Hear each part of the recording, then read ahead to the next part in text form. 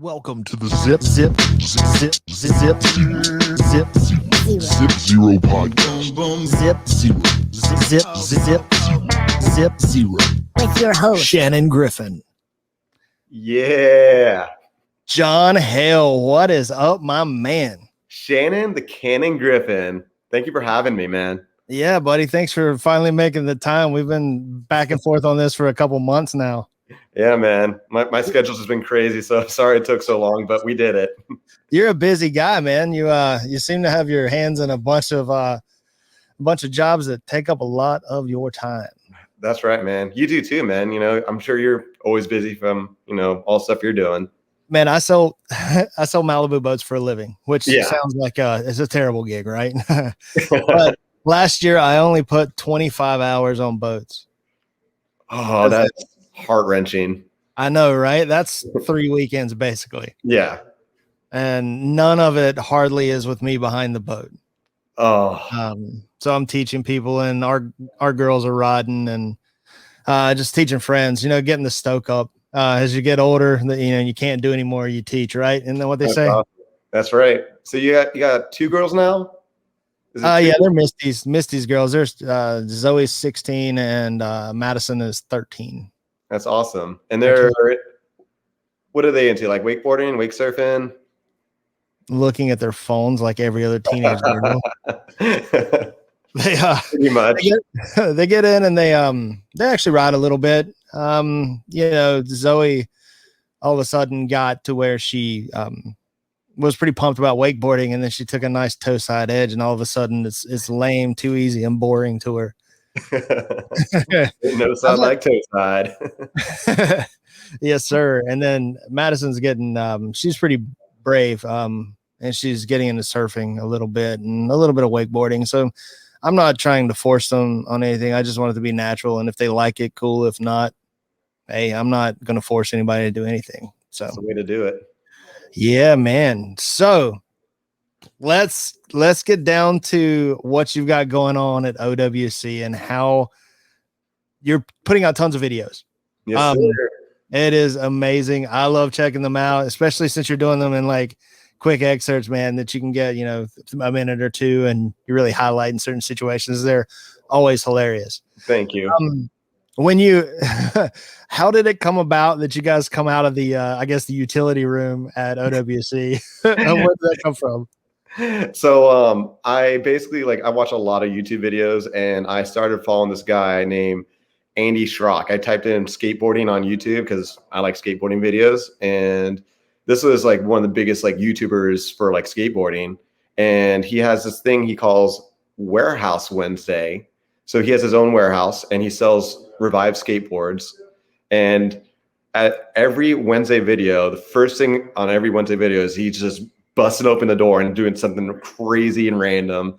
And I just find it humorous, because I'm like, oh, what's it gonna be this week? And I thought to myself, I'm like, I don't have a warehouse or anything like that, but he actually kind of inspired me to start making videos, as well as many others. And I was like, we've got a door that we can kick open, and we've got random stuff in there, and we got friends that I like to film. So I'm like, okay, let's start doing this. And we came up with a lot of crazy random ideas, and I love all of them.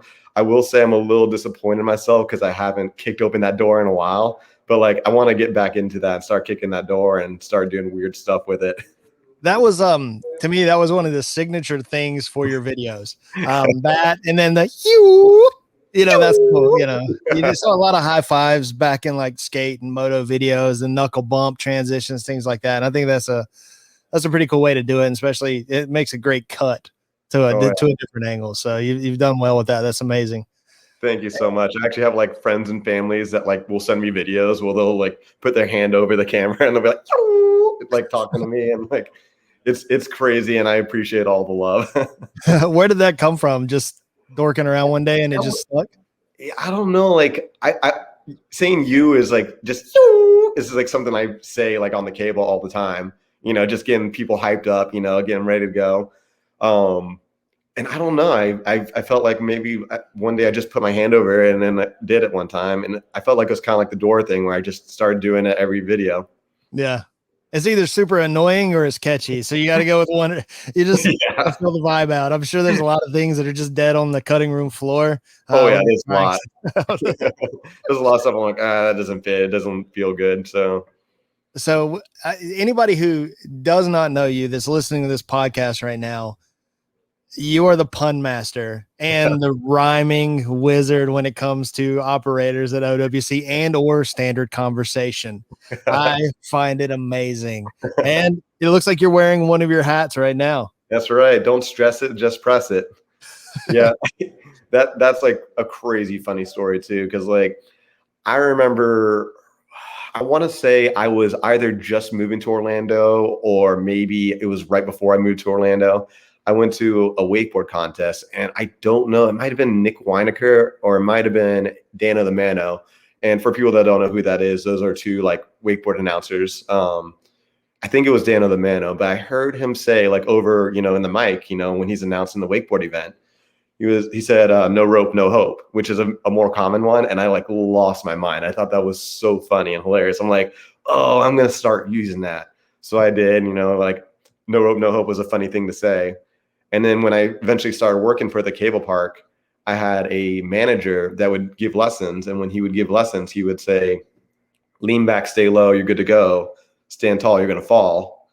Yeah. Well, I lost my mind again. And it slowly trickled into something ridiculous where I'm just literally doing it for every scenario, every carrier, every board brand, like anything you could possibly think of, wakeboard, kneeboard, or water sports related. I had a rhyme for. That is awesome. You ever do just straight freestyles and get out there? So like I used to like do like freestyles with, like when I was like in high school. I thought I was gangster. So I'm like, oh yeah, trying to like spit rhymes and stuff. I thought I was really good at it. Like freestyle, I'm garbage. I'm just pure garbage, and I know it. But it was fun to do. But I can't even do it anymore for water sports because I feel like I've hit so many rhymes. I can't think of any other rhymes. So if anyone can think of any, feel free to let me know because I feel like I've maxed out all the rhymes you can be had on water sports. Right. Well, I mean, I think a lot of guys that are so when we used to do hip hop music, we used to do rap battles. I am not a hip hop artist, but I had some friends that were very good, and I was pretty good at marketing and putting together events and whatnot. And I think a lot of guys who were in those battles and doing freestyles, a lot of those guys probably had a lot of those rhymes in their head already, but they could apply them to certain situations. So they have this huge Rolodex in their mind of these raps. And I feel like that's probably what you kind of have going on out there, right? Oh yeah, there's certain rhymes like that you can kind of see like on hand, like oh, this kind of applies to carrier 6. Carrier 6 is for tricks, and if it's a girl on it, I'll be like, oh, carrier 6 for chicks doing tricks, and then you kind of see a scenario and then kind of use more of those rhymes. So you guys just did the thigh high. Was it a thigh high event? Yeah. Like so Dano the Mano, funny story. We were just talking about him. He randomly called me up out of the blue. I was on my way to Elite Cable Park because we had a points chase qualifier. So I'm just driving, minding my own business, and I get a call from Dano. I'm like, hey, Dano, what's up? And he's like, hey, man, I was thinking about having like a kneeboard division for like thigh high. And we're like, spin ideas on my way there. And he was like, do you want to do an exhibition or a contest? And I'm just like, getting kneeboarding in front of people, like getting eyes on it. I'm like, I'm all about it. I don't care how we do it. So he's like, okay, cool. Reach out to a few people and see who you can get. So I reached out to a bunch of people and we got myself, Jordan Adcock, and Jared Bolin to like all show up. And yeah, we did a little kneeboard exhibition. We got a pass there and back. And funny story, like none of us have ridden boat in like well over a year. It's probably been like a year and a half for me. So I was like, oh man, like I feel like I'm going to do pretty bad. Everyone else is feeling like really unconfident in themselves. And I think we all did really well compared to what we all thought we were going to do. I saw your front to blind. That was humongous. Was that accidental or did you mean to go that big?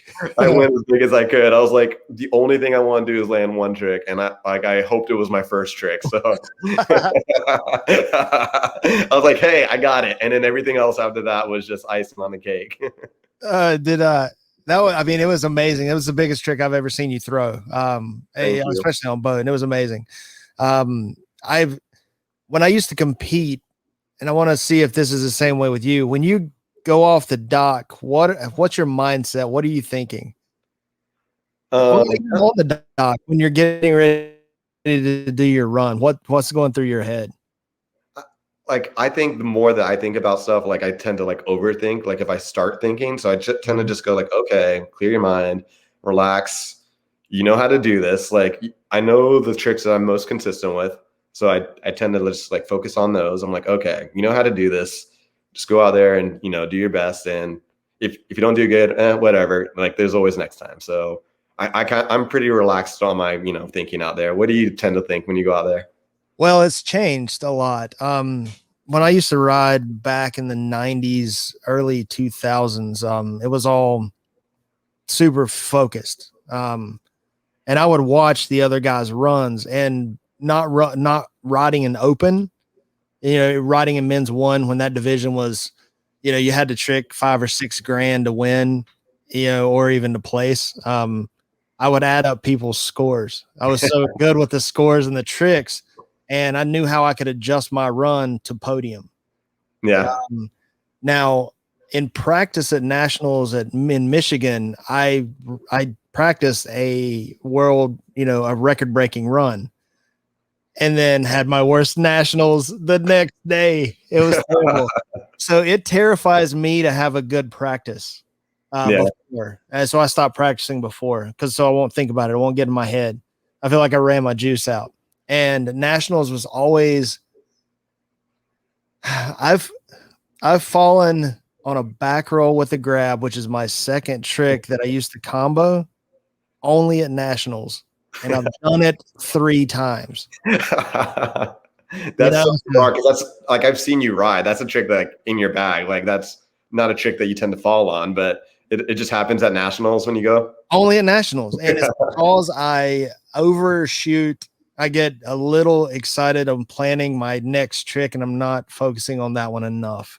Yeah. It's a trick that I don't even think about doing anyway. I can do it inside the wake out without even, that's just a no-brainer trick. And whatever, it is what it is. And it gets in my head knowing that I'm like, okay, I'm not following this trick in 2 years. I'm going to nationals right here. It is. Oh, and it's always just slight of rotation that edge catches, and it is, it's a strange thing, man. It's not going off what you said. Like, I feel like very much like the same way. Like, for me, like if I go like and practice, like sometimes I'll get like a really good run, and then like I'll go into an event and it's just garbage.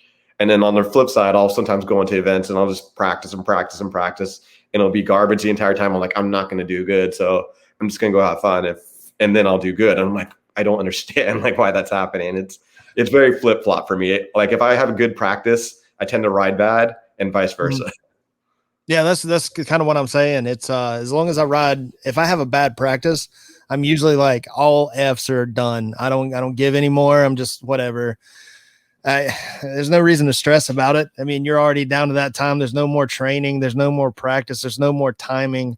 And then you get to there, and the wake's all weird. I think I was at the Sundrop World Championships. It was my first competition, like pro level comp, and you got the best in the world there. You had Jonathan McDonald, David McDonald, Billy Rossini. Oh my goodness. You had your work cut out for you. Dave Jennings. And I mean, I just learned my combo. It was my last trick on my first pass, and it was shallow water, I guess, and the speed felt slow. The driver wasn't getting up to speed, so I was already nervous, and that made it worse. I still stuck my combo and whatnot, but I mean, I was competing against the best in the world at the time, and I was just just the tip of the iceberg of ability at that time. It was 1995. I was sponsored at the time, but I wasn't riding at the level that, they were. I never did.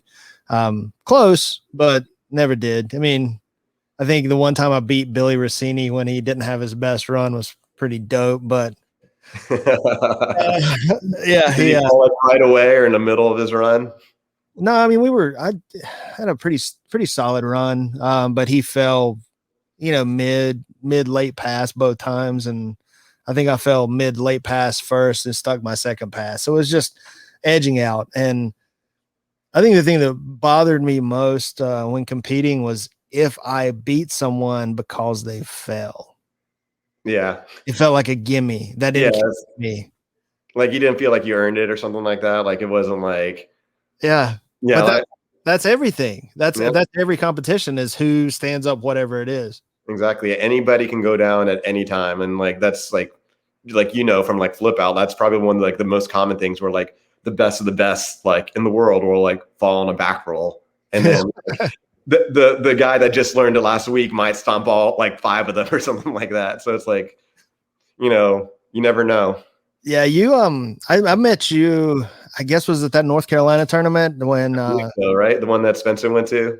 yeah, there was the Ryder Cup qualifier or the Nationals, whatever it was that Yeah, I think it Dave, was qualifier. yeah.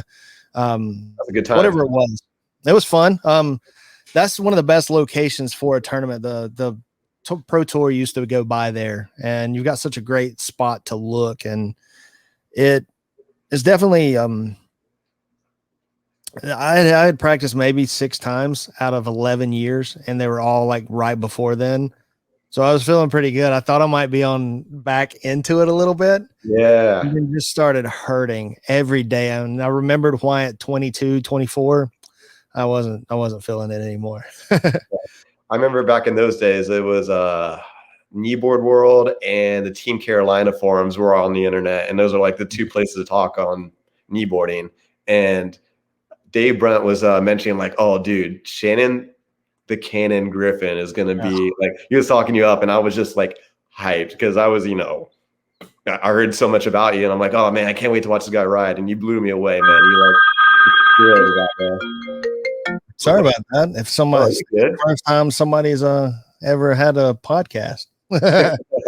My bad. That was on mute too. So I don't know what happened. All good in the hood. Oh, my bad, dude. Yeah, I think as with certain groups I've ran into, I think legend is a little more exaggerated than the person. So I didn't realize, I'm glad I didn't realize I had any hype to live up to. That would have probably made it a little more nerve-wracking. You lived up to my hype. I was stoked for you. I know you were better than, like, I would say you on a contest scene, like you've always been better than me. So I'm like, I watched you run and I was like, I'm all about it. Like, you got me stoked. I'm a contest rider. I'm not even a freestyle rider, really. I never could go as large as you guys do. Possibly because I'm bigger and gravity comes into play. I didn't go small, but I couldn't go as big as you guys go. And so I focused on 2 20-second trick passes and knowing what I had to put down. I could trick 4 or 5 grand in my sleep. But I never took those risks to break records. Yeah. And that's something I kind of regret, but doesn't matter. I mean, one way or another. I mean, it doesn't matter at all. I mean, you win a contest and it's like, for what is it? Like maybe a year, it's like, woo, I won the contest, but like there's the next contest and it's not like you win any money or like anything crazy. Yeah. You don't get like sponsorship deals or anything with the contest. It's like, hey, I got it. So it's back then it kind of made more of a difference of how many contests you won, your standings, you could put those in, but there were also 10 contests a year, and you had nationals that you had to qualify for that were pretty solid qualifications to get there. Yeah. And that seems to have changed. I know in order to get more people into the sport, it changed, but it seems like it drove more people out. It seemed more like a rec competition rather than a serious event anymore. And I think a lot of people just found out that it hurts. Yeah. Especially start going as big as you possibly can all the time. Cable's not as bad. It feels like you fall slower. It still hurts, but not as bad as boat. How are you doing, like health wise? I mean, you're not a spring chicken anymore. That was 10, 11 years ago when we first met or so. Yeah, man, like health wise, everything's good. I recently went behind a friend's boat and like sent it as hard as I could, kind of like we did at the thigh high contest.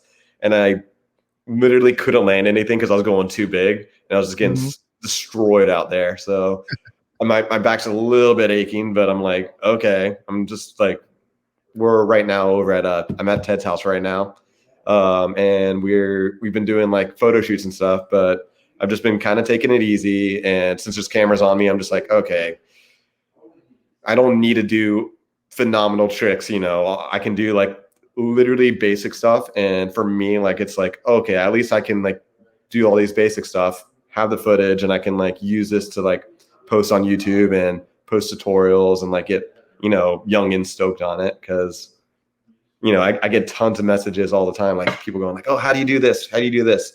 What do you do next? So I'm like, okay, like this is probably more important than me just sending as big as I possibly can just for myself. It's neat to watch your stuff, man. It looks like you're genuinely having fun. And I think that's the infectious thing about your personality in the sport. Even though you're a solid competitor and I mean, you can go out there and crush it, you're an approachable guy that tends to include everyone, which is pretty amazing. Thank you. I really appreciate it. I feel the same way with you. Like, no, I'm not that guy. you're definitely that approachable guy. Like you're fun to hang out with. You're fun to like tell jokes with, or just nerd out on like conversations and stuff. Yeah. So, like you're definitely that guy.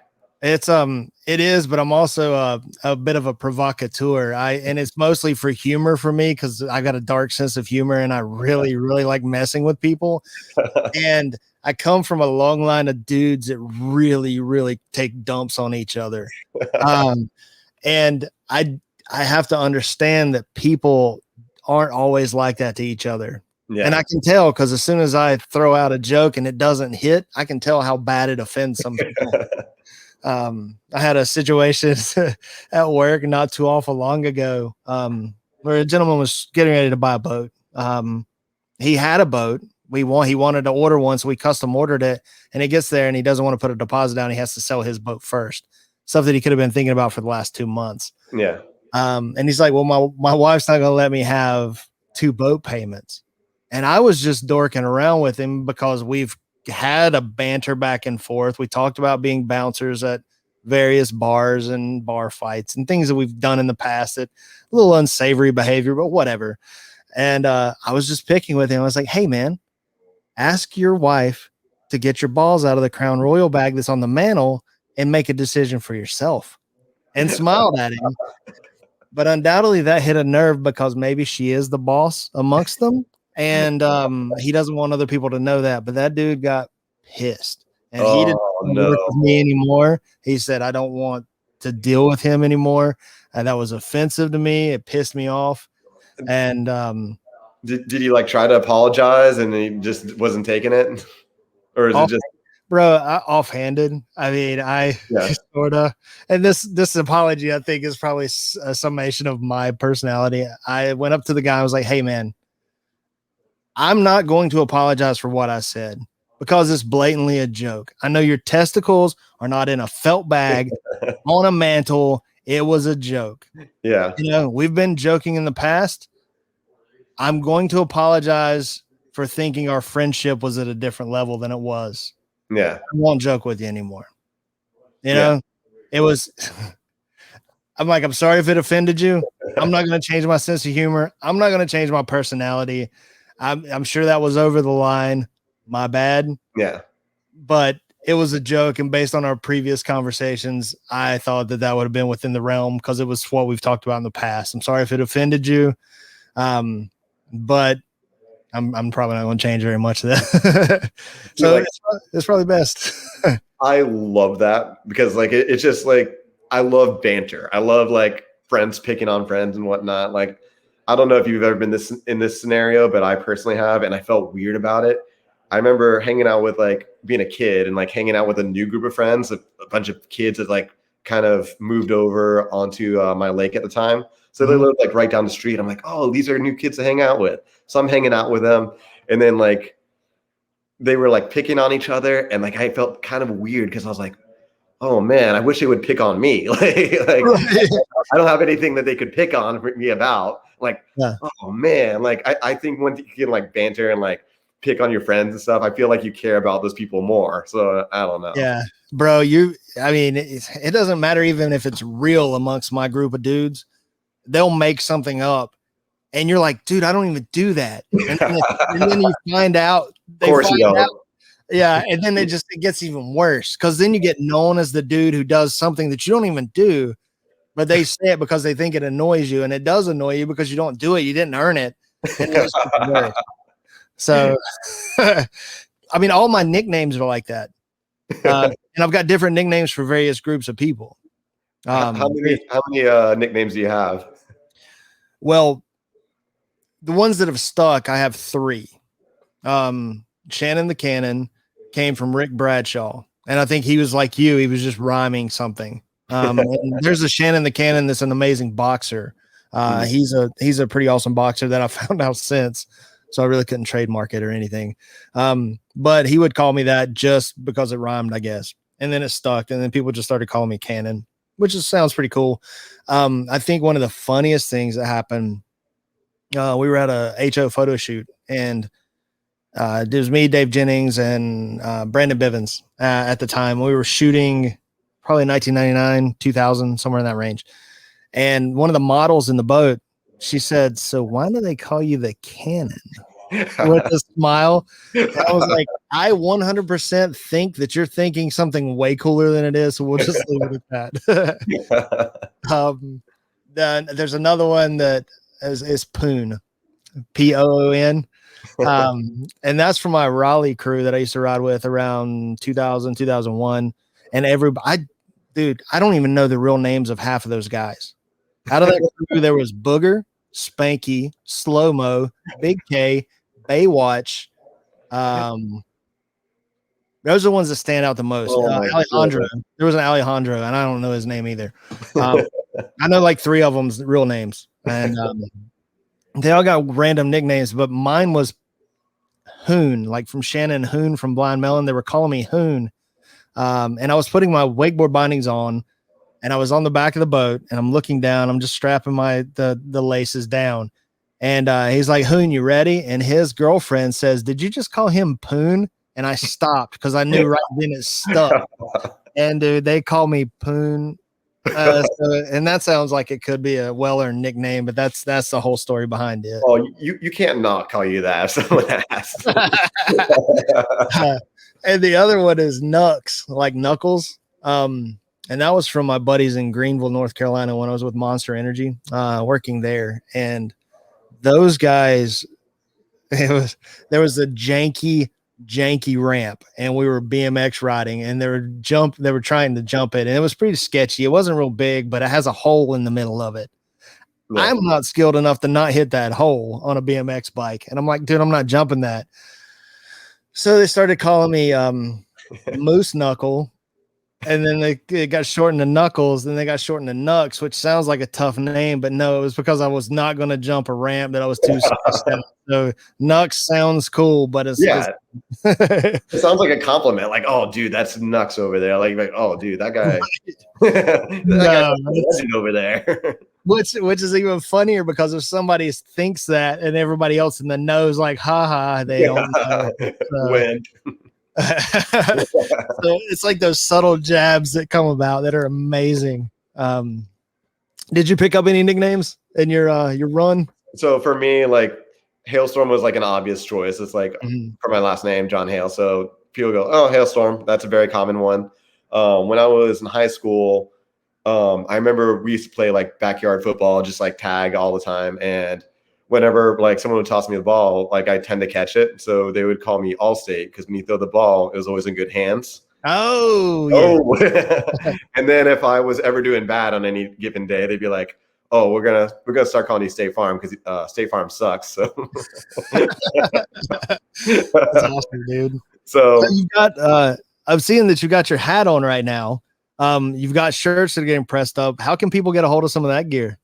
Anybody that's interested, you can go to www.wakestees.com and you can find hats, mugs, t-shirts, all kinds of various equipment or apparel with rhymes all over them, with various rhymes, different colors. So, yeah. How long have you? When did you launch that? I launched it, I want to say a couple months ago. I want to say maybe 3 months ago, and I just got my videos up. Like I've been trying to put my videos up recently, but we recently announced our grand opening like maybe a week or 2 ago. So brand Wow. spanking new. Nice, dude. That's awesome. I like it. It's it fits your personality, the stuff you bring to the sport. It's kind of like the John Hill signature on it. Thank you. Everything. I try to make a rhyme every time. Oh, hey, you got me again. I like sending you some of the funny puns, dude. I find some inappropriate stuff, and I'll occasionally get I some love getting them. because I only send you good ones though. Yeah. You may have heard them, but I mean top notch stuff. I don't want any of this bottom feeder stuff. Oh yeah, like a lot of people send me like the ones that like there'll be like a list of 10 of them, and those just those get circulated around, and I get that one a lot. But every now and then I'll see like you'll post something to me, and I'll be like, hey, I haven't heard that one. I'm gonna save that. I'll use that one later. So it's always much appreciated. Yeah, man. Whatever puns are sent my way. I'll try to punish you guys with any more of them. No, like ultimate dad jokes. The dad jokes are the best. They are, dude. It's like long form pun. Dad jokes are the best when they become a parent. Oh man, see, too much. We probably lost all of our subscribers, all of our views as of right now. Well, it was all 4 of the ones that ever watch and pay attention to this thing anyway right now. maybe in 5 or 6 years, if it catches on really good, they'll come back and listen to these and be like, maybe he'll have that guy back on again, and they'll be better at it. Maybe that guy won't tell any more cheesy jokes.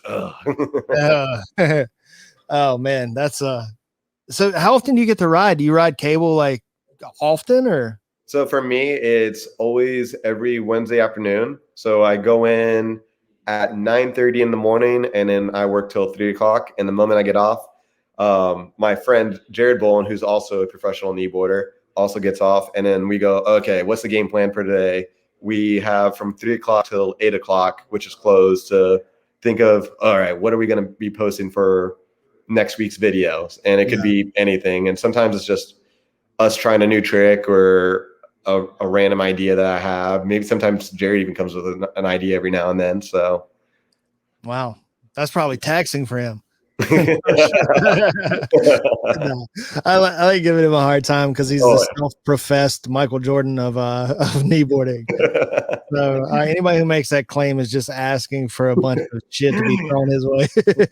To be fair, I think I might I throw that term around all the time. Or like, all right, you're the Michael Jordan of wakeboarding and the Michael Jordan of kneeboard, and I throw that to like all the athletes. So yeah, he's always great on the wake skate. Yeah, he's a talented cat, man. He definitely gets out there and gets after it. And being a smaller guy, I mean, now he has the flowing Jesus hair, which is amazing. I love it. He does an odd trick where it's almost like a laid out back roll layout. What does he call that? So if you were a wakeboarder, they would know it as a Hindenburger, which is basically like an S-bend, but in the opposite direction, like in the back roll direction. I know Nick Sauls used to do that behind the boat, and he would call it a Nick bend. And then I'm trying to remember what Jared calls it. I don't know if he calls it the J-Rod or if he calls it Hindenburger as well, but it's got a name, I'm sure. Yeah, it looks like just a laid out back roll that's just held a little bit longer to where you come out in the laid out position. And even just watching that trick, if that's what it is, like a reverse S-bend, that's what it looks like. But I know the mechanics of what he's doing. I just can't get my body to do that.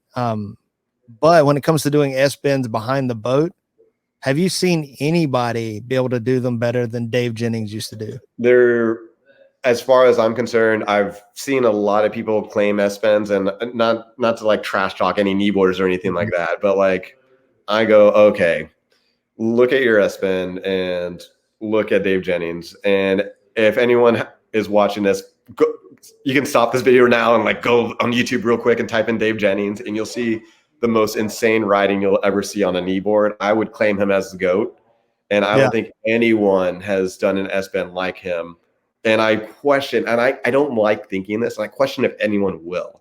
I hope someone goes out there and like does an S-bend like him, because I think it's like the most beautiful trick there is on a kneeboard. But man, there's so many guys that do it halfway through perfectly, and then it breaks down at like the 60% mark. Yeah, and he's the hard trick. It's well, when I was riding with Dave, it wasn't. He says it's not, and he accidentally did it, I think. So when he was figuring it out, he was basically doing the Vulcan, the front, shifty front somersault to backflip, which is a lot of the ways like you do your skyscraper. That's what most people call is. Oh, I was gonna say like the skyscraper. Got it. Yeah. So there's only 2 or 3 guys who really do it like Dave did as well, because he did a front somersault, shifty, pulls into backflip. Amazing. And he could do it off of air. He could do it off of a bounce. Yeah. That was insane. And he did it like nothing. He did it on low line, no wake, zipped through with no jump, and just did it off the trough on the backside. Insane.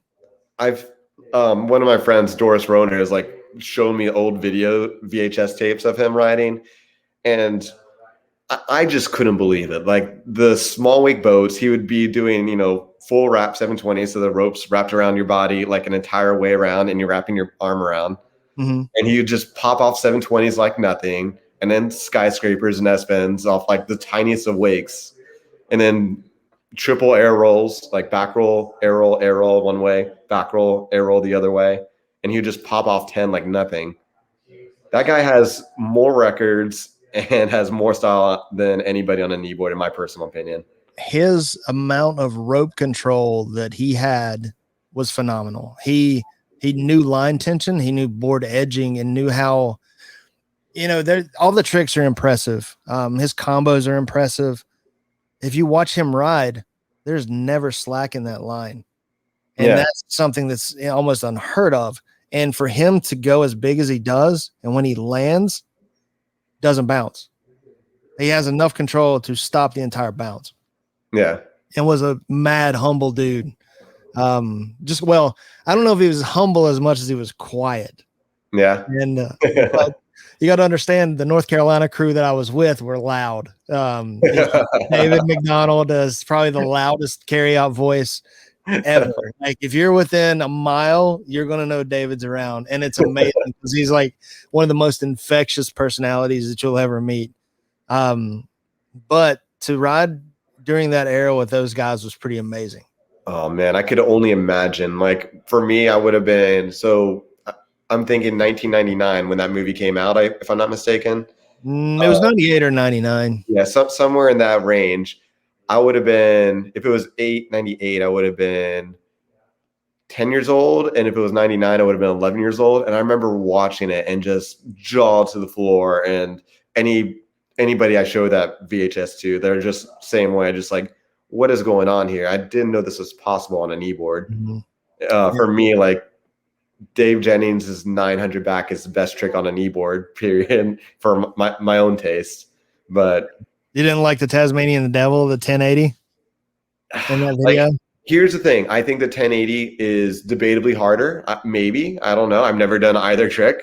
But for me, to me, I think the 1080 is sketchier. And I personally, even though it might have been harder, I don't think it looked good. Like it was very like, it was a sloppy landing, but I understand why it's a sloppy landing. It's a 1080. Like I'm not gonna bag on you. Like I'm not gonna do a 1080. Yeah, that was Peter Perillo. He was a gymnast, and I think he's a professional cornhole player now.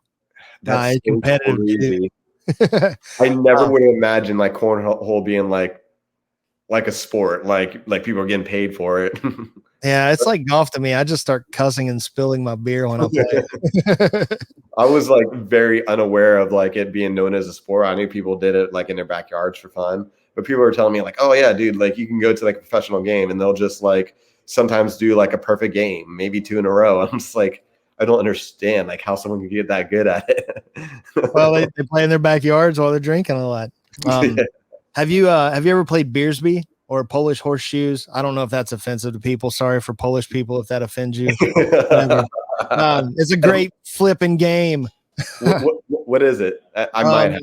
So basically, it's about a 5 foot tall pole that a beer bottle sits on, and you're about 30 to 40 feet away, and you throw a frisbee, and the frisbee has to hit that pole to knock the bottle off. If the bottle touches the ground, 2 points. If the frisbee hits the ground, it's 1 point. If they catch the frisbee, there's no points.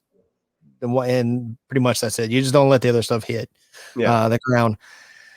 And it's challenging and it's pretty fun. And you feel like you've done something when you either catch the bottle or you actually hit it. Like a clean shot and just clean it off. And usually the frisbee careens into somebody else's face, which is the danger part of it. So that's awesome. Have you played it? I've never played it. It sounds like fun though.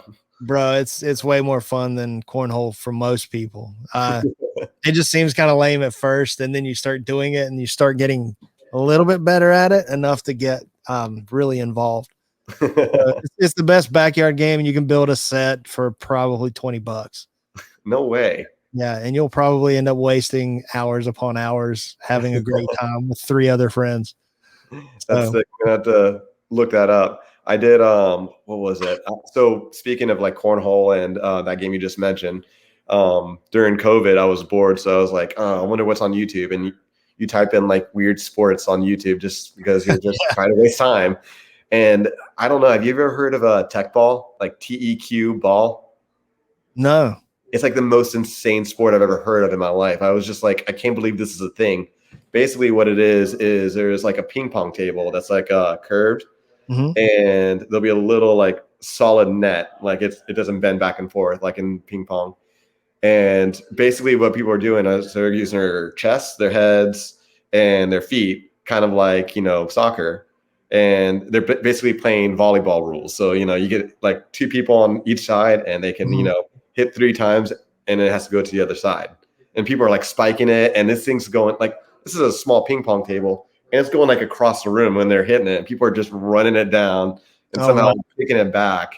I'm just like, I was watching like the world tour, like, when I was bored. I'm like, why not? I'm like, wow, people are getting like really good money for this kind of stuff. Like it was blowing my mind, and it was like a brand new sport. So coronavirus, man, that whole scenario, the COVID-19 thing was the best thing to happen to our industry. It really was. It's because people can get out with their families, and that's the way to quarantine, and everybody bought a boat. Right now it's insane. We've got maybe 3 boats in inventory, and people are mad. They're calling from states away because they don't get any. They waited to the last minute to buy a boat, and they're paying like full price. And at Malibu and Axis both are going up 10% next year. I think the whole industry is doing that, and it's already very expensive. Yeah. I will talk about that all day long. Either one, how good it is for the industry, or how it's already too expensive to buy a boat. Yeah. I couldn't believe it, because when quarantine, like COVID happened, I'm like, oh, okay, like this is going to be bad I thought it was going to be across the board, like the entire economy for everybody. I'm like, okay, this is going to be bad for everybody. And I couldn't believe like how many people were buying vests and, boards and of all varieties. Like I was, literally, I know people like that have warehouses that are just like completely blown out. And the moment they get them in, they're gone again. Like they're just constantly sold out. And now people are on unemployment, and now they're like trying to get those people working back in factories again. They're getting paid better to not work. Unemployment. So it's like they're having trouble getting stuff made, and then having trouble getting back towards a warehouse. That sounds like a conspiracy theory, Mr. John. I'm all about that. I think the wake industry started COVID. Right, that's what it is. No, but there's tons of people. I think it's a where people start choosing sides, and there's one side of the spectrum there that thinks that that's not causing people to not go back to work, that the extra unemployment benefits where they're making more money to not work. It just doesn't, it doesn't make any sense. It's why that they would think that that's not part of it. Yeah. I mean, if you're waiting tables, you're making $2 and something an hour, depending on which state you are, where you are. Those restaurants aren't full. You're probably averaging more money not waiting tables, and they still want you to come into work. Why would you? Yeah, if you're getting paid more to stay at home, why would you go into work when it's harder and you get paid less? Well, see, that's where we get into the whole welfare system. If you think of, let's say, somebody on welfare or these programs, and they're making $600-700 a week, they could get a job that maybe makes $800 a week, but they can live off 600 and do whatever they want to whenever. Where's the incentive for them to go to work to make barely more money, and then 40 plus hours of their week is tied up doing something that they hate? Yeah. That's an approach that's kind of strange. That's what's happening now with, I think a lot of people just aren't going to go back to crappy jobs anymore. Yeah. They'll have to, but I think they've had a year to rethink what they do for their livelihoods. So who knows, man? I don't know how that's going to pan out. I have no idea. Like I never could have imagined our world being turned upside down like this. I'm very confused as to like where it's going to go from here, because I feel like we're at this like, point where we're like, oh, okay, well, you can stay home, get paid probably about the same amount of money, or you can go to work and get paid that amount of money. I don't know how you bring those people back into jobs. Like I know people are starting to, raise their prices up. I know, what was it? There was Hobby Lobby is paying like $17 an hour for, jobs, which is unheard of. I'm like, oh wow, like they're paying that much. And well, they were paying 16 before anyway, or that's what they really said. Yeah. So no way. Yeah, they pay very well for what it is, I guess. But as long as and I think they took away the 40% coupon, so maybe they can afford that extra dollar raise for everyone. But it's weird how that works, because like you take away something, you add something in like that. So it's yeah. I think a lot of that stuff's way more nuanced than people want to let on. Yeah. It's way more complicated, and people are way more complicated. And I don't think people get either one the fair share, or they get too much credit. One or the other. It's probably a little of both. I don't know, man. It's strange times, bro. Speaking of which, you're in Florida. Florida was like the first ones to be like, you know what? F it. Just let everybody do whatever they want. Let's see what happens. That's the whole premise of Florida anyway, it seems. Yeah, it's like COVID doesn't exist in Florida, basically. Well, there is, a strong attachment to vitamin D, and then being out in the sun, you're going to produce more vitamin D, which pretty much keeps you from having severe symptoms. Yeah. And it seems like all the states that were on lockdown, and then like Florida, where it didn't seem to care, they had about the same results or better in Florida. Yeah. So what was the right way? I have no idea. There's so many variables. I've tried doing the research on it. I tried going like, okay, what is this state doing right? What is this state doing right? And like, I can't make heads or tails of it. Everything's just confusing to me. It's like, they seem to be doing everything right, but they're getting like reverse effects, or vice versa in different states. I'm like, I just stopped paying attention to it because it doesn't personally affect me. So I'm like, whatever.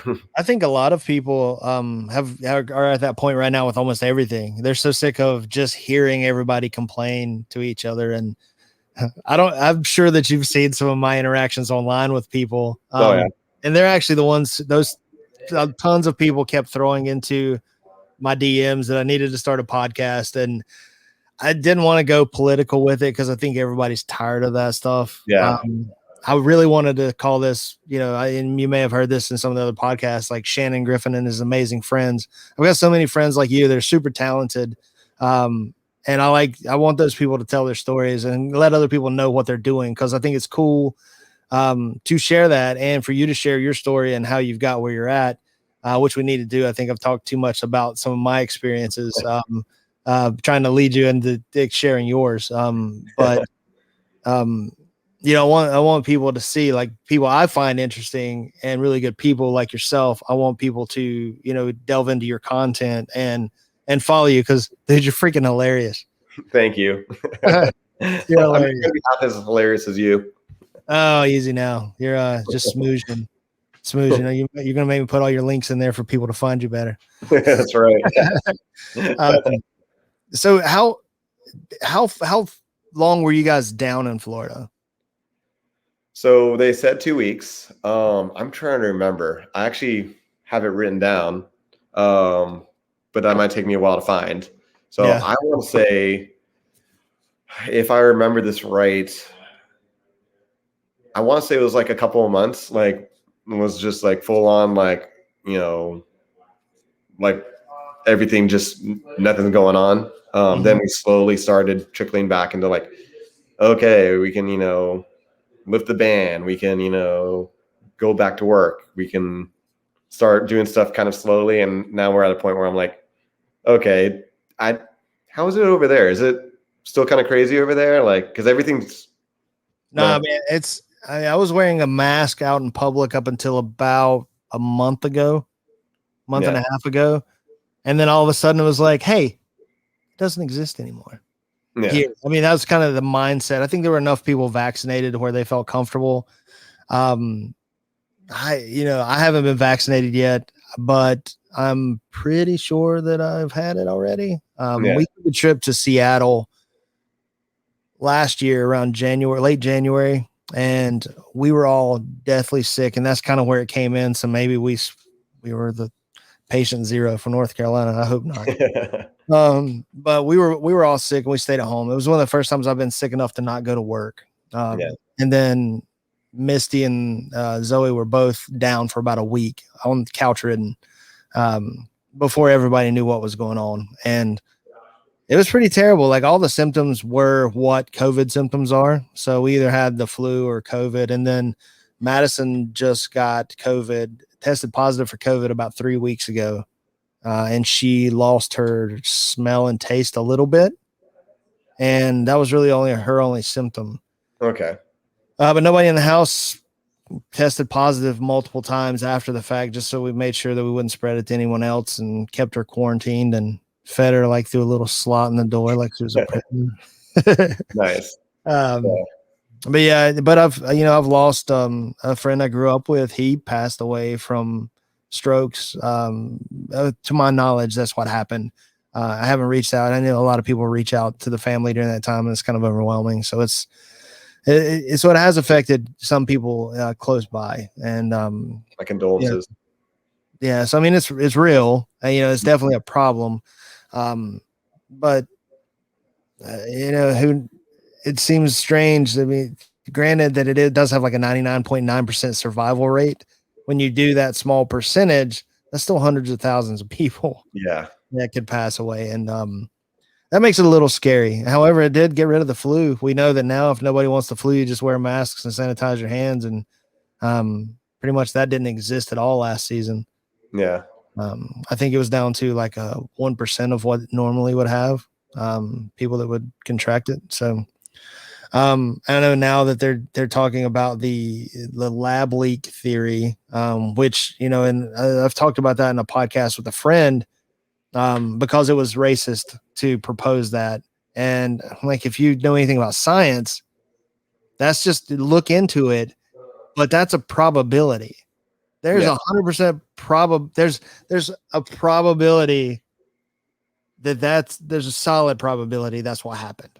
Yeah. But everybody's too worried about offending somebody or being being racist by mentioning that it came from a Wuhan lab in China, which is completely outside of being racist. It's just stating a fact. But they're afraid that people from China might get reactions against them, sanctions against them, things like that. But China covered up the SARS virus when it happened. I'm pretty sure that when we were kids, you broke a vase, you kind of slid it under the table and hoped nobody saw it. And we're probably dealing with something similar to that, which was most likely an accident. But I think the scary thing is that with the reaction that's had in public and to entire societies, that could be the next type of warfare. And that's scary. Yeah. Because it can shut down a world economy. Yeah, just send the flu over, and that'd be like, in a lot of ways, pretty bad. Like in some ways, probably worse than a lot of the ways people are attacking us now or trying to. Yeah, I know. The thing that struck me as odd when this coronavirus came out is the run on toilet paper. Yeah, bro, I was really concerned. I was thinking to myself that, okay, does this give you like violent shits? Because everyone is getting all the toilet paper. How bad is it? Are you just like sneezing and then all of a sudden it's like chocolate fudge bars just protrude out of your pants? You know, Yeah. luckily that didn't happen. So I work at a grocery store. So when I first blew up, when the emergency, came out and everyone started going to the store, it felt like a bomb went off. Like I've worked for many, many years, 15 years at the grocery store that I work at. And I've been through hurricanes after hurricanes, and you see people panic, but I've never seen anything like this. Like just shelves just bare, like across the board, especially toilet paper. I was like, oh, okay, well, we'll get new toilet paper tomorrow, but it's worldwide, so we can't ship it in from anywhere. Everyone's low and short on toilet paper. And I couldn't grasp it either. And it took me a really long time to like try and understand like why toilet paper. And it kind of makes sense. Somebody explained it to me. It's like, okay, well, you can only fit so much toilet paper like on an aisle. Like how many cans of soup can you fit on an aisle? A lot more. Like they're small, they're compact. You can fit a lot more of those on a truck. You could put a truck full of toilet paper, an entire truck full, put it on the aisle. That gets wrecked. You put it more out, it gets wrecked. And it's so easy for it to go because they're such large products. It made sense in my head. I'm like, that makes so much sense. You'll put 20 pack or 100 packages out and then they're immediately gone. They take up so much space. So it's really jolting when you see that empty aisle, and then really people panic more because of that. And then they're making videos and then more people are panic buying. Bro, we got down to we went hiking and we ran across a Dollar General and they had some toilet paper in the back. So we're in this rural part of town and that is the worst toilet paper ever. You might as well just wipe your butt with your hand. Unless you got like 30 wraps around your hand, that's what's happening. Because it was pretty, it was like those, I guess the texture of like a Listerine strip, you put it in your mouth and it dissolves. That's what it seemed like it did when you used it. Well, crap happens. Exactly. But I think it drove a lot of people outside, man. And I think that's going to hopefully help bring more people into water sports and outdoor activities. Have you seen an increase at OWC of people riding cable, or is it about the same? Maybe it's just my imagination, but just me as a spectator looking at it, I feel like there's a lot more people out on the water than there normally are, which I'm very happy about. And, I think it's really good for the sport. I know that because like we're doing so well, like across the board and all the water sports industries, like there's sponsors that originally pulled out of wakeboarding and kneeboarding that are like coming back in. Like Red Bull's going like, well, they're not sponsoring kneeboarding, but they're coming back into wakeboard. And they're like, oh, okay, let's, build Gunther Oka rail. Let's, start sponsoring athletes. Like it's kind of reinvigorated the sport, which it's kind of a weird thing to be thankful for COVID. I'm like, hey, thanks COVID. Yeah.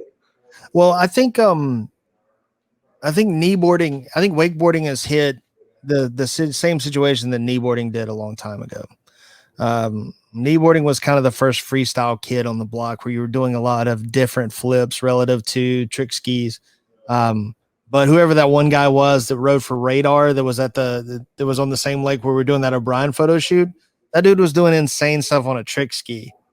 He was doing like that back-to-back weird mobe thing that he had made up both sides like it was nobody's business, like it was like me walking. I mean, I'm having trouble, but I get it. So it's 3 events pretty much dead. There's still a few people. There's a few people at barefoot. All the money got sucked out, put into wakeboarding. I think wakeboarding has always had a hard time trying to figure out what it is. Yeah. Because it's always wanted to be. At first, it was trick skiing, but bigger. And then it went to more of a snowboarding skate style. But then you're emulating another sport instead of its own sport. And then park riding is a lot more like snowboard park riding, even down to most of the tricks and how they look, which is cool. But do you think that hurts it? So I personally don't. I weirdly think like, we may not want to admit it, and I actually made a meme about this recently. I think we're all kind of copying something. When skateboarding came out, their first thing they're like, oh, well, we're doing this to copy surfers. And then, now surfers are more so copying skateboarders now because that's the cool thing. But then like snowboarding came around and their whole thing was like, oh, okay, let's, we're basically copying what skiers are doing, but kind of like a skateboard mentality. Mhm. So then that happened, and then wakeboarding came around, and they're like, hey, this is kind of like surfing and skiing. And then it's taken more of a, snowboard, skate style. And I think it's kind of good for the sport. I think it's good for all sports to kind of like take inspiration from like other sports, and you can call it copying. And I kind of did in my meme. It's like a joke, but Yeah. I think it's kind of good to kind of look at what other sports are doing and go like, hey, like that's kind of cool where they're doing. I wonder if I can do that in my sport, or vice versa, or just do your own thing if you want to. Yeah, I think the crossover appeal of wakeboarding is where it comes in. You can, instead of freezing your nuts off and snowboarding, you're actually out in warm water. No, yeah. Well, usually, I mean, you got guys like Tom that probably start riding early in the year when it's very uncomfortable for everyone else. You're a Florida boy. You get warm water all year round, and your winters are just mild springs for us. It's like a week of cold, and we will complain about it being in Florida, and we'll complain about it if it's not 90 degrees or 100. We're like, oh, it's 70. It's so cold. Yeah, but you get to Florida in the summertime, and I don't know how you guys deal with it. Well, I mean, North Carolina's pretty bad too. It's real stagnant air, and it's so hot and humid. But there's just something different about Florida heat. You're just like, I'm about to spontaneously combust right now. I'm sizzling. Somebody put me out. Yeah, sometimes like it'll be so hot out, like you'll be like, oh, I just want to like get wet and cool down, and then you crash purposely or let go of the rope, and then you get in the water, you're like, oh, it's hot here too. Like there's no escaping it. We've got a lake here that is Blues Creek, and or Blues Lake, and it has a power plant, and that injects hot water into the area. So the water stays warmer longer. But we did an event up there a couple summers ago, and I jumped in the water, and the only way I could tell I was in the water was pressure on my skin. It was the exact same as the 1,000-degree sun temperature that was outside. Oh, so that feels brutal. Yeah, like I just jumped into pee. That's what it feels like. Yeah, that's great stuff. So what are you working on now? You working on any new tricks out at the park? Trying to think here. What am I working on new tricks? I've got a lot of new tricks in mind. I kind of don't want to say them just because like if I say them, people are like, oh, John, where's that trick? I know you said it on Shannon Griffin's podcast, so I'm expecting it. Is on. I've got a lot of tricks in my head, a lot of like rail tricks that I want to try and do, and a lot of like kicker or wake tricks that I want to do. And I think like what I'm going to do is just like, I have them in my head. I should probably write them down and just go like, okay, let's see what I can do on this. But trying to do, I will say this because who cares? Like I am trying to do a backside big spin on a kneeboard, which is like the skateboard style, like basically copying wake skating or skateboarding. That one, I don't really care if anyone calls me out on because I don't think you're copying. I mean, your body positions. I mean, the trick, rotation, and concept maybe, but your body position is totally different, and the board's completely different.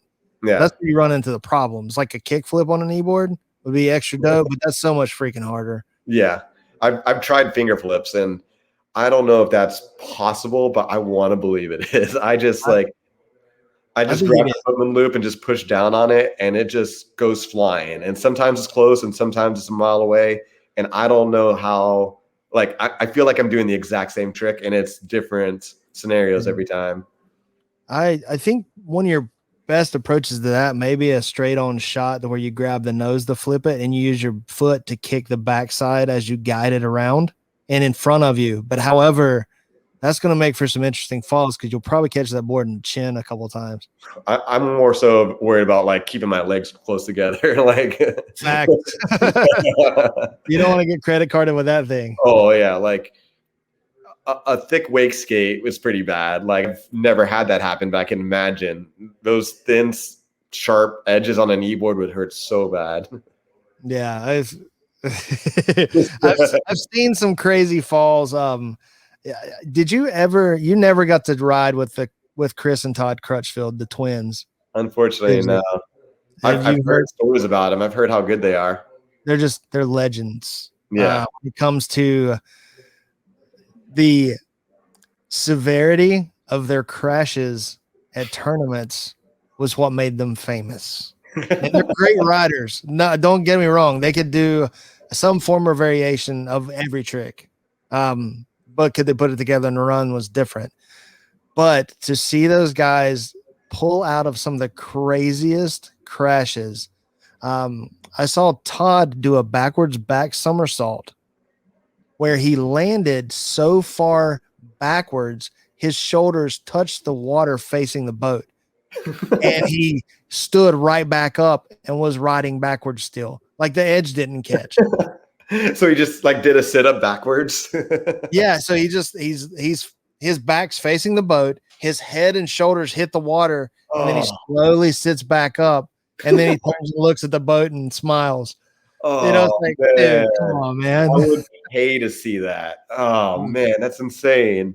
There's video of it somewhere. I think maybe David McDonald had it, or there's racks of VHS tapes that exist somewhere with all those falls. Again, Todd did a front somersault, over rotated, face planted, landed on his chest and did not let go. Fought it out, one-handed, rolled over and pulled out of it and skied away. Like, I got to give props to those guys. Like, that sounds so painful. I would have just been like, well, that's it. Legendary, bro. Like, you see it, and that's like David McDonald. He was their biggest fan. He used to if you ever run into him, just have him tell you some of the stories of the stuff he's seen. Because he's real animated about it. Loved it. You know, he's a grandpa now, actually. They just had a kid. Wow. Congratulations, David. Yeah, he's actually the boombox grandpa for sure now. Bump box. Sorry, that product that he's pushing is pretty dope. Those are really loud bump boxes. But yeah, he and I think Chris did one of the weirdest things. He did I don't know if he grabbed it, but he did a Rayleigh on the kneeboard layout. And when he pulled it back in, the board came off, but he landed back on the board sitting with his feet forward and then tucked his feet back in and kept riding. Wait, crazy. So the board came off, like it did just go shoot out in front of him and then he caught it? Or? He went straight out in front of him and landed on his butt on it with his feet forward. It was, and the crazy thing is those things they sound amazing because they are. But it happened way too many times in their presence. So it's not like a fluke thing. It was some weird gift that they had, which I wish that, I mean, this stuff's probably degraded and so grainy if we can find it, but there's some of the best crashes of all times that were not really crashes, I guess. Just variations of not killing yourself. I would pay to see that. Like, one of my favorite, like, crashes, which was like a ride away, was Darren Shapiro doing a double front flip or a speedball off a double up, and like literally just goes to his back, legs come up, one leg comes out flying up in the air. I'm like, oh man, like this is a good way to like destroy your leg. Like any normal human being would let go of the rope, and he just gets his foot back on and tumble turns out of it. I'm like, okay, or that. was that off of a double up? Yeah, it's off a double up. Yeah. Yeah, I've seen that footage. That's pretty amazing. Ridiculous. So do you know what an X-Mob is? Yes, an X-Mob is a switch Pete Rose. Right? Is it? Wait. Give me a second. Because a Pete Rose is just a switch toe side back roll mob. I think it is. I think, unless I'm mistaken. Am I mistaken on that? I think it's switch Pete Rose. It could be, because a Pete Rose is basically just a toe side back roll mob with a grab. Yeah. Which everybody who does not know what any of this is are like, I don't know what the hell they just said. Yeah, there's a lot of people that are logging off right now, just like, oh, they're talking about wakeboard tricks. Anyone that wakeboard tricks are so stupid, and I've made an entire series on it. It's so dumb how dumb they are, and I've heard people like talk to me like, can we start this over? can and I the only way I think we can start this over is if Sean Murray goes like, okay, guys, yeah, wakeboard trick names are stupid. We should start over. Right. They've been stupid since day one, but they really came from snowboarding. A lot of the grab names being like chicken salad and so like stale fish. I'll justify like rail tricks because that's what snowboarders use, and snowboarders use skateboard, and like there's like a clean history of it. So I'll go like rail moves got it, grabs got it. these flipping and like basically any of the acrobatic like aerials, just like, okay, there's 3 different kind of back rolls. There's toe side back roll, there's heel side Mexican roll, back roll, and then there's standard back roll. I'm like, I don't think you can say that anymore. Mexican roll, sorry. Didn't mean to be offensive. I don't think you can say that anymore. Oh, We're gonna get demonetized. Or is it back roll? Is that the bad word? Yeah, I don't know. Yeah, it was just a roll part. I mean, because fat people, you know, I've got extra rolls. It might offend somebody that's fat. Or is that even allowed? Yeah, I don't know. That's overweight. I don't even understand why that's even called a Mexican back roll, because I don't know anything Mexican about it, but they're flipping fun. Yeah, see, I didn't mean to do that. I'm just trying not to curse because we can keep this a little cleaner for you, because I dropped too many F-bombs. My grandmother would not be proud of me. But doing Mexican back rolls are really about the only way you can do roll to blinds. And they're pretty fun because it just feels so stinking weird. Yeah.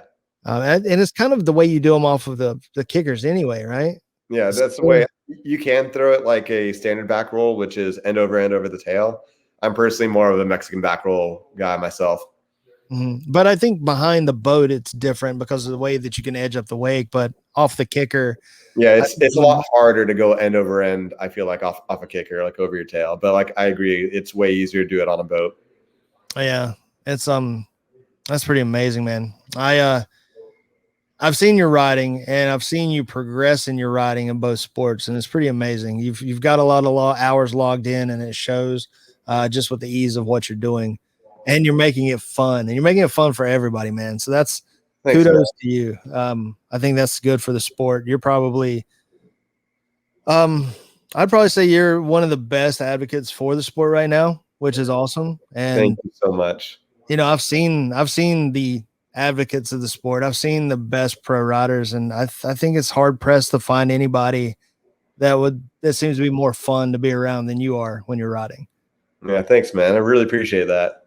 Yeah, I think maybe Kent Hartshorn would give you a run for your money. He's an underappreciated pro rider. He really is. Like, I will say, like, Kent Hartshorn is a legend. I really miss like watching that guy ride. I don't know if he still kneeboards, but like it was always a pleasure watching him shred.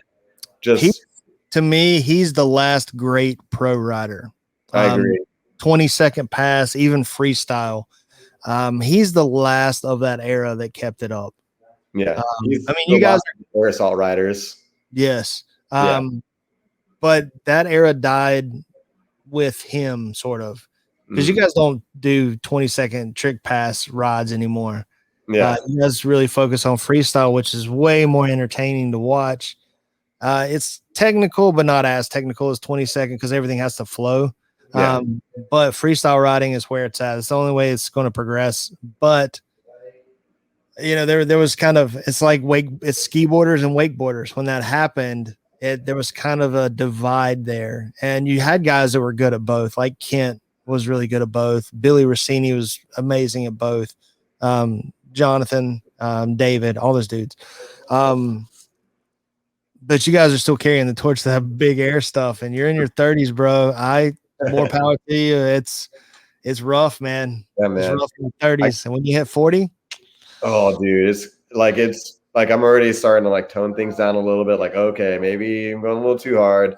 You know, when I do go hard, I need to go like, okay, let's use it for good reasons. Let's not just do it just for fun on a random day. Like, like I'm definitely feeling it, and definitely doing like a lot of running. I'm doing a lot of yoga, like just trying to keep my back just strong. Like it's that and flexibility. Flexibility and back strong is good, but you still got a lot of that compression that happens when you're that's just terrible for your back. Yeah, it is. And I'm gonna start using Spencer's seat pad because I generally don't ever use a seat. Mm-hmm. And I'm like getting to that age where I'm like, okay, I'm definitely going to start using a seat if I want to like stay in the sport, and I do. So yeah, more power to you, man. I'm surprised that Spencer still rides too. I don't know how much pain he's in, but he goes really large as well. And maybe it's because he's a smaller guy that it's not really just wrecking him. But he's carried it on way much longer than I could have ever thought of doing so. That guy is insane. Like he undeniably like biggest front flip I've ever seen on a kneeboard from that guy. Like, and I think he actually like I want to say a year ago he goes to this like big air event that's on one of his lakes or whatever, and I guess he broke his ribs if I'm not mistaken on that. So I think he's just now starting to heal back up and trying to get back into it if I'm not mistaken. He I did his graphics for one of his jet skis, and we finished up one of his custom works not too awful long ago. But he definitely progressed quite a bit since I made that little bit of a comeback, and then was like, no, you guys keep this. It's good. You guys have it. I'm good. And to see his progression even from that time to now is pretty amazing. Yeah. And I will say, like, one of my favorite things about him was when we were all hanging out at his lake house, and there was a Ricochet kneeboard just lying around. Rico Chet. Yeah, I don't know who said it. I can't remember. You could probably tell the story better than I can. But I remember someone looked over, and the way the Ricochet was spelled, it was like Rico and Chet on the bottom. And someone was like, "Who's Rico Chet?" And we just started laughing. And it was like off-branded, like a what is it? Like an alter ego for Spencer Leggett, where he's just the redneck. It was like, "Oh, I'm Rico Chet." I would like to think that that was me. I, for some reason, think that I pointed that out, and then everybody really jumped on it. So then it became everybody's thing. But I don't know. Maybe that's a false memory. Yeah, I can't remember. Spencer, but it was amazing. Please start a YouTube channel called Rico Chet. Because he was in all the pictures with the Rico Chet board, and that was great. It was so good. And Danny riding well, and was he in his 40s at that time? I want to say so, if I'm not mistaken. And another guy killing it well into older than you would normally think is Gabe Grissom. He's still rides. The Gabe Grissom. Yeah, he kills it too, man. He's a really talented rider. I know that when I was with Overton's, I think I got picked up by Overton's when I was coming back into riding, and I feel like I might have bumped his spot sort of when they were going to do a kneeboarder, and that kind of sucks because he rode for them for quite some time when I was not part of it. Yeah. But I mean, I don't think it. I mean, what did it hurt? It's maybe a board a year and a sticker on the board. That's not like it took food out of anybody's mouth. Yeah. He's not starving. Yeah. And he's a very surprising rider. When I saw him ride, I was really impressed. Because he's old school. And the thing that impressed me most about Gabe's riding was he kind of did it in a vacuum. You guys that ride, you had friends you rode with. Oh yeah. We had people to push us. You had people to push you, but guys like Gabe that don't ride with people that ride at that level and you can get to that level is amazing to me. Yeah. I don't like unreal self-discipline. Yeah. Or is that you got to have that kind of desire? Yeah. I got lucky on Lake Norman. I was on the cove on the dock and saw Jonathan McDonald training when he had just broken like the world record, or he was like #1 on the tour. And he came down and he did like a triple surface roll, triple back roll combo, and then did this humongous layout. And I was like, you can do that on one of those. And that changed my whole outlook on kneeboarding. And that was my start. Yeah. Of seeing, and I didn't even know who he was. And that led down that road, but it was still a long time before Jonathan and I got to know each other. And I met some of the same people that helped him in the beginning. Rick and Debbie Bradshaw, Michael Bradshaw. They were in the cove. They lived in the cove where my grandparents had a little spot. And I started riding with those guys and Joe Barnhill, which is an obscure name I'm sure that you've never heard of. But to my understanding, the way Joe tells it, he taught those guys how to flip, and that started them riding. So it all comes down to a Joe Barnhill. And I haven't spoken to that guy in 30 years. Well, probably 25 years at least. But he lit a spark, and I I probably got 8 guys in the riding that turned out to be really solid competitive riders. So he touched those guys, which influenced me, which I influenced guys like Greg Cox, and they became friends and we rode together all the time. And if it wasn't for those guys, I would have never accomplished anything. So who all did you ride with coming up? So for me, like I was kind of like by myself for a while, and then who was it? My best friend, his name was Brian Norris.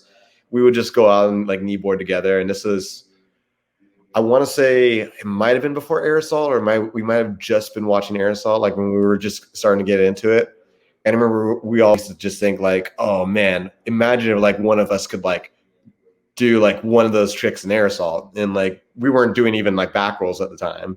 Mm-hmm. And we just like, we would go out on the lake and we didn't know how to teach ourselves. And we would just like get pummeled and just like do half backflips, half back rolls, and just fall on our heads a million times. And then one day Brian learned how to do a back roll. And I was like, oh, I need to learn how to do this. Like if my best friend can do this, I should be able to learn how to do this. And he helped me, you know, learn how to do that. And then right afterwards, I want to say maybe a few years after, I grew up in a small town called Lake Placid. And while I was in Lake Placid, we had this Christmas parade. So the very few businesses during the Christmas parade would come down and, you know, have their parade, whatever. And I saw a bunch of kids on these little rollers. They were basically like skateboards. I can't think of but, you know, people use them for like engineering and whatnot, you know, rolling underneath trucks. But they placed kneeboards on these rollers. It's called a creeper. Thank you. I couldn't think of the word. But they were like doing that down the street, like in Lake Placid. And my mind was blown. I'm like, there's other kneeboarders in this town of mine that like kneeboarding. And like, I was like, Mom, Dad, I have to know who these people are. Like, they were like instantly like my best friends. I'm like, they're, you know, part of my crew. I'm meeting these people and we're going to kneeboard together. So that led to me meeting like Elisa Piper and Jared Boland when they were both very young, and I was also very young.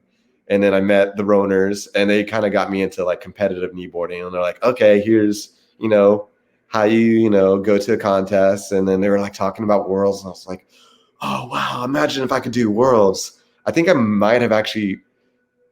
of the first events I went to was probably like worlds, just kind of just like, I was not like competing and then just go in there like, oh, there's a kneeboard event. And it was worlds like in Lake Placid. I'm like, the small town, I couldn't believe it. There was kneeboards there and worlds was in my hometown.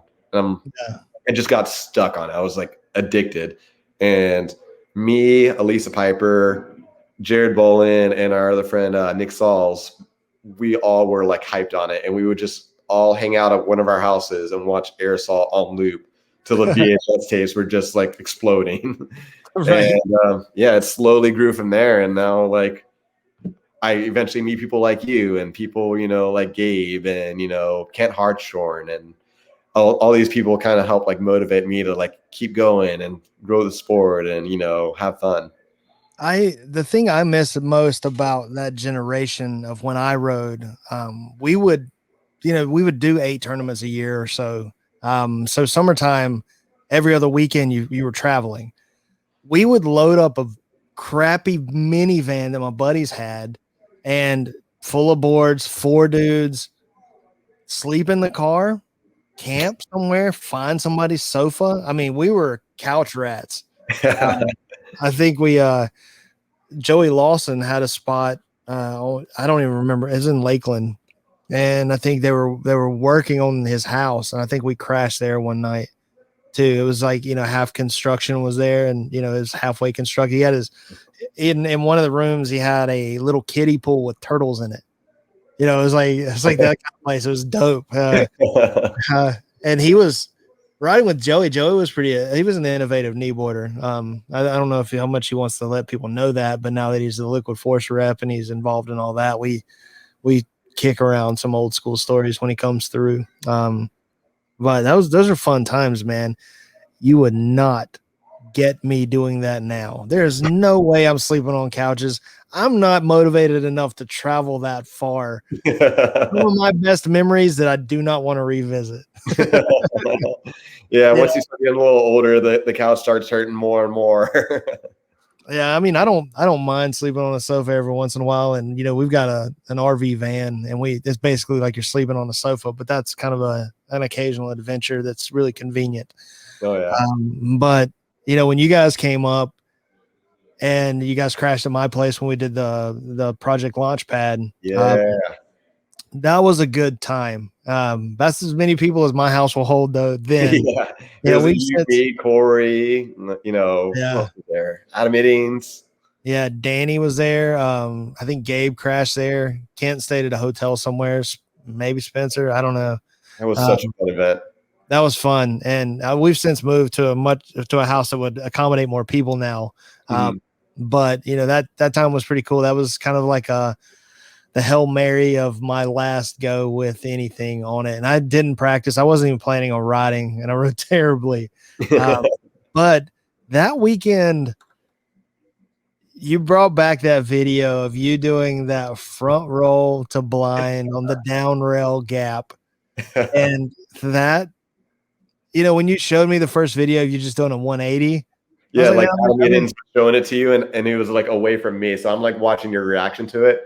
And yeah, I see your reaction to it. And I just remember thinking, like, okay, that's kind of the reaction I expected. You're like, oh, I'm kind of impressed by that. Like, and I thought he was showing you the flip. I'm like, yeah, that's kind of how I felt too. And he was like, oh, but dude, wait for this. And he'd show you like the flip one. oh yeah, dude, And then your eyes were just like, and I was like, oh, really? Like, thank you. it's just not so much. I mean, the trick, you and I know the basics of that trick aren't as complicated, Mm. but the freaking balls you had to try it, dude. I'm a risk taker. I love doing that stuff. I would never have tried that because I would have died. I would have shorted it or I would have overshot it. And you didn't seem to even think about that, it seemed like.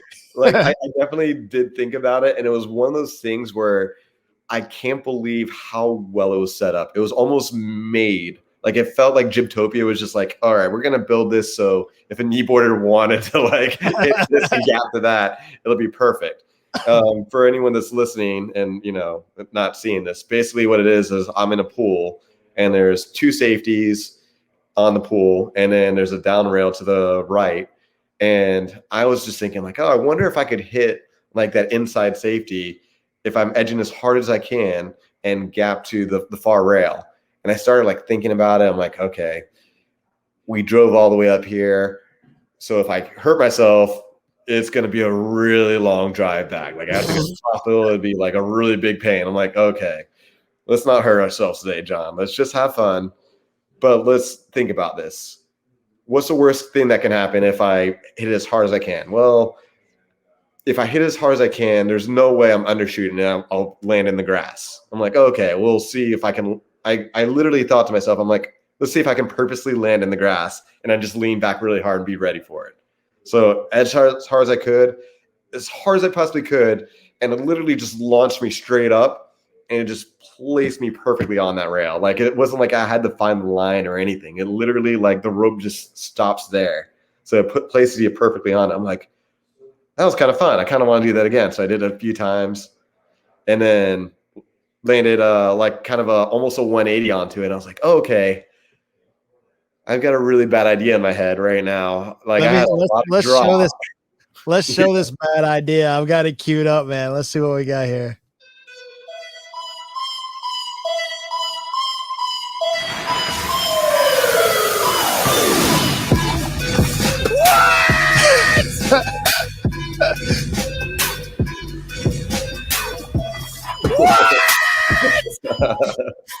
Dude, that's amazing. Thank you, brother.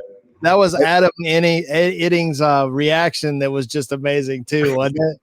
Yeah, it really was. And Adam Iddings, if you're listening to this, shout out to you, homie. Thank you for like filming with your phone, like, and thank you for driving me up there as well. It was such a fun time hanging out with you. But I literally like thought, okay, this is a bad idea, but I'm gonna try it. So went and sent it, and I literally like I've done a lot of tricks on the kneeboard in the past previous to this, and like I've been pummeled a million times generally on every single one of them. There's very few tricks that like I kind of learned fast, and I literally just expected it. I was like, I'm probably gonna hurt myself on this, and then I literally got a first try, and I was like, this is the greatest day ever. Oh man, I can't believe I did it. And then like I was like, who was it?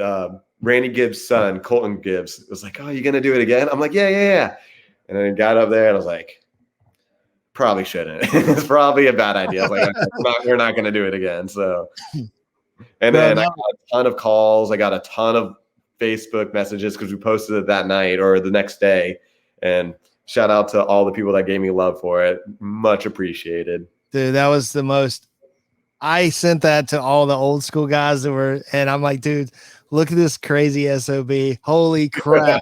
This is the most insane thing anybody's done. And everybody was on the same page of being like, this guy, that's ballsy, you know. And you're talking about the guys who went out and were doing the double back rolls, trying them. And, you know, one thing I don't know if you know about this, but in air assault behind the wake setter, the sunsetter, we had to run 27 miles an hour. Oh, so fast. Yes. You had to.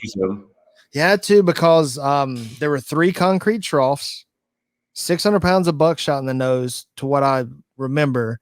You could not see the Malibu logos on the side. And it took a minute and a half to plane off. So you had to get up, you had to wait. Everybody had to go to the front in order to get it to plane off and then come back. And in my mind, that is still the largest wake I've ever ridden. That's insane. But I've seen the video. I've gone back, and now you can go 21 miles an hour, keep consistent speed, and have just as large of a wake. So yeah. But 27 miles an hour, bro, is humming, son. I can't even imagine. I thought I was like cooking when I was going like, oh, I was very like into Randall Harris when he was in his heyday, like dropping like transgressions. And I was like big fan of the idea of doing like methods and back ones. I'm like, okay, I want to kind of ride a kneeboard at that time. I was like, I want to ride a kneeboard like Randall Harris. Mm-hmm. So like we were all riding anywhere from like 18 to 20 miles an hour. So I was like, okay, let's bump it up a little bit, bump it up. And I got to like 24. And I think I might've rode maybe 25 at one point, but I was like, okay, this is as fast as I want to. Like when you're going that fast, yes, you're hauling. I can't even imagine, because every mile up feels way faster. At least it does for me. I'm like, I can't even imagine what 25 to 26 feels and what 26 to 27 feels like. That the falls on that had to have hurt so bad. So bad. I think it's in the outtakes. It was for the Sundrop World Championships, and there's the New World Order. Have you seen the New World Order? I love New World Order. I love, if I'm not mistaken, that's the one with the double up at the very end, and then he does some guy does a front flip, and he's like sky high, and it kind of like freeze frames. Yeah, and then it cuts to me cutting out towards, and I throw like the shaka, and then it blacks out. Yeah. That was the promo video for us to try to get on the X Games. But the outtakes on that, I went to do a back roll and could not slow it down. And I did a 1.5, landed on my side. There's footage of me puking off the back of the boat, and everybody else has run to the front of the boat because it was just grossing everybody out. Cause it was one of those just vomiting smashes. And that was the one where Dave Jennings just split his board right down the middle. He did that big. I remember that. It was insane. I've never seen a board break like that till I watched that video. I've never seen one since or after ever break like vertically down that way. So I don't know how much truth there is to that board breaking that way for that scene. I know the board folded in half. Those would break across the nose quite a bit. The story went that was a messed up board anyway, and they just made that scene look that way, even though he folded the nose on the other. Interesting. But I don't know if that's the case. I broke a tail on one of those old ones straight up the tracking line on the bottom. Oh, wow. So it's quite feasible. But I did see a bunch of them snap. I don't think I've seen anybody break more boards than Brandon Bivens. Yeah. You saw him ride. You saw him. That's right. I remember him. He used to do the 720 fronts, right? Yeah, to his starting, because he's like, well, man, I got like 6 tricks, and this is one of them, and I got to get all of them in, and I cannot do this in the middle of the run. Yeah. So he did that one, and he had a huge layout. I threw a competition on Lake Wiley, and he did this huge double up layout. When he landed, his board just folded underneath him in two pieces. You know, I saw that dude fold so many jokers. It was insane. Did he fold the nose or like right underneath them? The nose. So it was the nose, yeah, very common. Very hard fall too. If you Yeah. land way too nose heavy on your knees, it's just, yeah. I wish I had that HO video too, because we got there a day early, and Eddie Roberts was out, and we were filming some of the tubing videos, and I was like, "Hey man, I've been working on a back roll on a tube. Do you want to get any of that stupid stuff? We get out there and we do these stupid barrel rolls and whatnot." And he's like, "Yeah, we don't have any footage of anybody doing stuff like that." And because we used to just dork around and try to kill each other, and we found you could flip them back. I mean, 94 maybe. I was like, we've been doing this for years, and we got out there, and then we were trying to whip Brandon into double ups to do an air roll on the tube. And his fall, he's completely straight upside down with his legs like this, full arms out in a cross mode. And dude, he starts cartwheeling across the water. It was amazing. Oh man. That's awesome. That's the best part about tubing, and you don't see that like for like the promotional videos for like any tubing ads. They're always like, "Oh, this is the family smiling." You know, "Oh, are we having a good?" I want to see the person off the double up. I want to see kids just rolling on a turn. There's guys on YouTube that do like tubing. I wouldn't say professional tubing, but they do all the rolls. Yeah, they do all the rolls and stuff. Oh yeah, I've seen it. Like, props to those guys. I couldn't do that. Yeah, you could. It's really not as complicated, but they make it look really good. I feel like I would get smoked on a tube trying something like that. The whole trick of the tube is if you tuck your head in the hole in the middle and you hold on tight, you just skim across the water. But those guys are doing that knee bounce flip where they bounce off their knees and get the tube in the air to flip. We did not try that approach when Brandon did it, and it was hilarious because it did not work at all. We just got slammed into double ups at like 60 miles an hour and just got launched into the shallow Earth orbit, it felt like. Oh, I love a good tubing crash. Oh, fun fact about tubing. You know, the prices of them have gone up due to inflation. Oh, I had to throw that in there if we're talking about tubing. Oh, and I mean, it's straight John Hill. That's the flavor of the day. So, so is there going to be a national championships this year? Or? Not to my knowledge. From my understanding, the people that organize the AKA are like struggling to like find an organization around that, which is kind of a shame because I know that there's people that are interested in writing contests. Myself personally, I'm not a big contest writer, but I am big into like kneeboard events. So if it's somebody that wants to compete in a contest and they're like, "Hey, I want to compete in a contest," I'm like, I'm down. Like if it brings kneeboards together, I'm all about it. So if there's anybody watching this that, you know, is interested in a kneeboarding contest, hit me up and we'll organize something for you, because there's not enough kneeboarding events in general. It's basically just me and a few other guys every year that go like, "Hey, do you want to meet up at a cable park?" And then we'll meet up at a cable park and ride together. And then maybe a contest will happen, but none of us are really like contest riders. You came in at an odd time, man. 99 was the last year that most people rode. And it was the last year that I rode. I knew a few people carried a torch. Michael Marchant rode for a few more years after that, and he would occasionally Ken Hartshorn.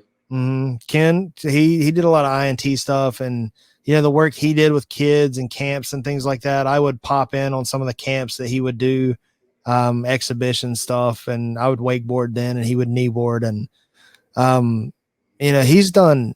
You know, I don't think that Ken gets enough credit for as much work as he did. He was always slightly overlooked when it came to sponsorships and I would say that. Like I think a lot of kneeboarders are underlooked, but I think Kent was like one of those people that really was underlooked a lot. Like he would pop off very consistently, front roll, air front roll, air front roll, like it was nothing. It didn't matter if it was a wake, if it was a cable, you know, if he was having an off day, he was just on point all the time. 720s back. He would he did a wake back. And then for people that are listening, that's basically a 180. And he would purposely land on the other wake and just pop off a 720 off of that, like off the second bounce. Like the guy's a beast. And he's a great personality. He's infectious with his how he interacts with people. He's freaking hilarious to me. I don't know if you know his I mean, he got his nickname Roadkill. If I remember right, because I remember I asked him, because he invented the trick, the roadkill, and I knew his nickname was the roadkill. I was like, Yeah. where did all this come from? And if I remember right, correct me if I'm wrong, wasn't he like driving down the road, maybe with some friends or something like that, and had like his board on top of the car and it like fell off and then the car ran over it or something like that? Now that could be the story the way I remember it. There's a character named Rusty Clover. And if I'm not mistaken, he ran over Kent's board at the Florida State Championships. At UCF. So whatever that lake is right there in Lakeland. That was where I think the nickname came from, because Rusty was he was like a crazy, he and Dave Jennings were buddies and they partied really hard, and it was amazing to have those dudes around. And I think that's where he got the nickname. And then of course the Roadkill was named after Kent. It's such a great nickname, and I think it's a perfect nickname. Like, it's really the only nickname I think. Like, yes, there's other kneeboarders with nicknames that are like, oh yeah, that's this person, that's their nickname. I think Roadkill is like the one that stands out, like undeniably as the best nickname in kneeboarding. Like, I go like, oh, Ken Hartshorn, that's Roadkill. Like, I wouldn't necessarily mention someone else's nickname, other than Kent. Right. It's he's, and he and I, because he was in South Carolina, so he was part of Team Carolina, and Team Carolina was pretty big in the late 90s. I think pretty much Team Carolina took over all of kneeboarding, even down to the organization and tournaments and whatnot. And Florida kind of dropped off because they were bigger in the early 90s, late 80s. Ted might actually, since you're at Ted, you might need to ask Ted about it, because Ted may know more about that than anybody else, because I believe the board that he had ran over was a custom made board that Ted had made. Really? The board that was ran over, like, yes. Kent's?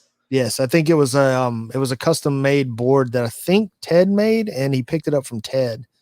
I mean, he's in the other room. I can do one of two things. I could ask him later, or I could just scream at him and be like, hey. I don't know if it would lend any more to the story right now, but I'm pretty sure that he had built that board, because I mean, Ted's like a master shaper. He's ridiculously talented at everything he does, and he's great. The best of the best. I mean, to see that guy get out, even surfing, he gets out and shreds. He shreds on a kneeboard like he never stopped. I like how he's like, oh yeah, I'm gonna take it easy, and he'll just like pop off 7 backs both ways and like roll the blinds both ways. Yeah. The first time I had ever met Ted was a kneeboard. What was it? We were doing a fundraiser for internationals, and I think it might have been the first internationals that I was going to, and I was like hyped on him, like, oh cool, and everyone was like talking like about Ted Bevilacqua. I'm like, I at this point I had only watched Airsoft, so I was very unaware. I'm like, who is this guy? And then like me, him, and my friend that I mentioned earlier, Nick Sauls, we rode this fundraiser, which is just, we go around Lake Redwater, which is a really small lake, and every time like we would get sponsors, so people would sponsor us per lap, and all the money would go towards internationals. So basically, it was just an endurance run. Bo was driving really slow, so it wasn't too easy. So we're all out there, we're all hanging out. And I want to say I went 88 laps. I think Nick Sauls went like 90.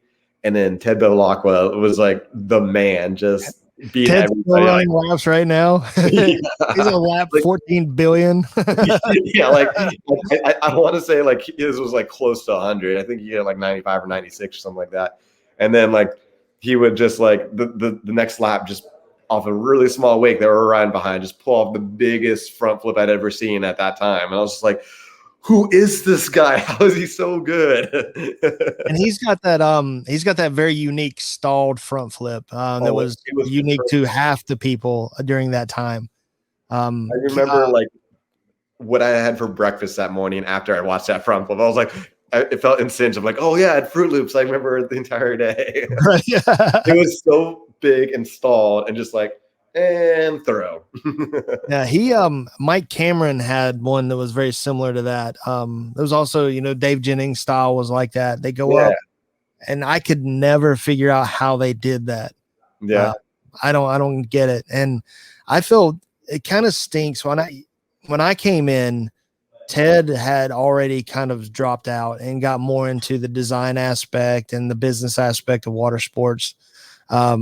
Even in the mid to late 90s, he was still involved. But I didn't get to run into him too much. He didn't show up for tournaments and things like that. And he was just this larger than life guy that Kent talked about all the time, because they were good buddies and they had ridden during that era. And,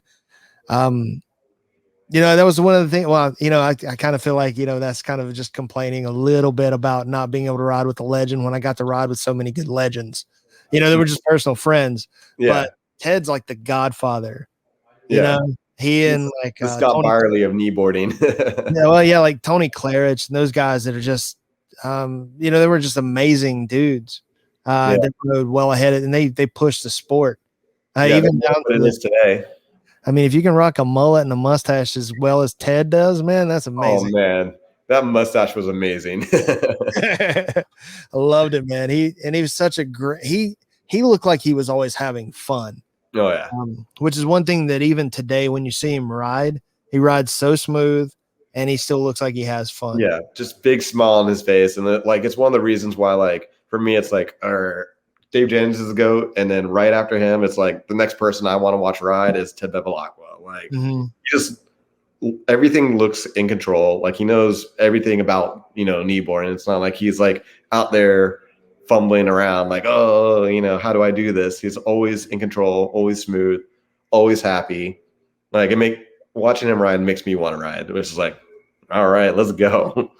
I was always impressed by anybody who looked happy because I felt like when I was out there, I'm like, I feel like I'm doing a pull up with a truck on me. It's like, geez, it's like, this is work, son. I'm trying not to die and I feel like I'm doing the most strenuous exercise ever.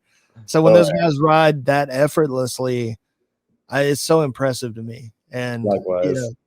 And you ride effortlessly. I mean, it's crazy that you guys go that big and it doesn't look like you're having to work as hard to get there. I know you are, but you don't make it look like it's that hard. Thank you. So I'm ultra impressed, and I can't wait to get with Tom. Those other guys and talk to them. They're just riding so. It's cool to see guys that are true watermen that go out and they do all of it. And Ted's one of those dudes. You're one of those guys.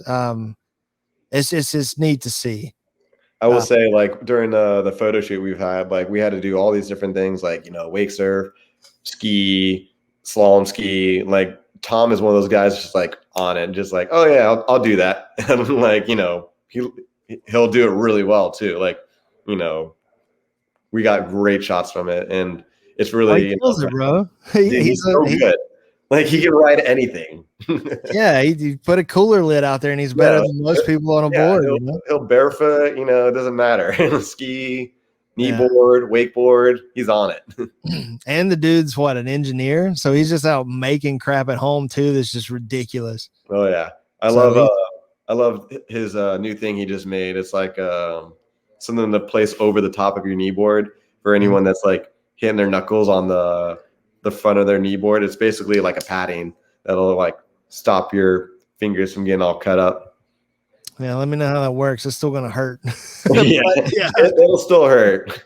I personally haven't had that problem, but I know people that do have that problem. Yeah, it's amazing. That's a cool product. It's neat to have, and it's going to definitely save knuckles. Yeah, I mean, my fingers are all jacked up from getting them learning combos, and then the board catching over the rope and jamming your fingers, but the board's rotating, all your weight's underneath it, and your fingers are pinned. You ever have one of those? It's been a while. It's been a while since I've had one of those, but I have had one of those, and they suck because your fingers are in a vice and you cannot get them out, and they're just getting crushed. Oh, and you can't let it go. and then But I'm sure you've had it where you get like blood underneath your fingernail, and then it's just a slow process of it. never No, did that. Never. it's the worst. Just broke fingers. I mean, all my fingers are. To see where's my camera. From their knuckles are all hammered out from just smacking the top of everything. Ooh. Oh, it's insane. But I mean, it's part of it. I mean, you're that close to something that has super sharp edges. Part of the game. Yeah. So, where do you see it going, man? Where do you see kneeboarding going? I don't know, man. Like it's kind of hard to say because I feel like it's kind of like all over the place. But I feel like we're gonna, slowly grow the sport more and more. And I see a lot of people from all over the world like reaching out to me that are hyped on it. I'm just like, okay, like how do we get all this organized? How do we like, stay in touch? How do we, grow the sport? And I think part of it is doing big tricks. I will say, like, I feel like I probably like pushed out for a while, and I was like, I think there's other ways of like, growing the sport other than doing big tricks as well. I think it's just getting involved and teaching people and coaching people. I think that's probably the most important thing any kneeboarder can do is share the sport with others. Just having conversations about like we're doing right now. I think that's great for kneeboarding, and having contests like the ones that you would make. Like honestly, your launchpad contest was like one of the best contests I've ever been to. Like there's very few, if any, that I felt like were, anywhere in comparison. And it was because it was for the riders. So I think anyone that wants to like start a contest, I think it's very important to just be like, all right, what do the riders want and how do we serve the riders? So if we can do that, I think we're going to have a growing, healthy sport. I think with the Project Launchpad, my idea behind that was to get people out and ride that day, but everybody go out and have fun. It wasn't a high pressure, that basically best of 3 kind of scenario where you take your best score and then you can move on. So you could actually try something a little harder, but you still had a safety net of a gimme to maybe get through. I don't know. It was definitely fun. I wish I would have gotten a chance to practice, so I wouldn't have been so terrible there.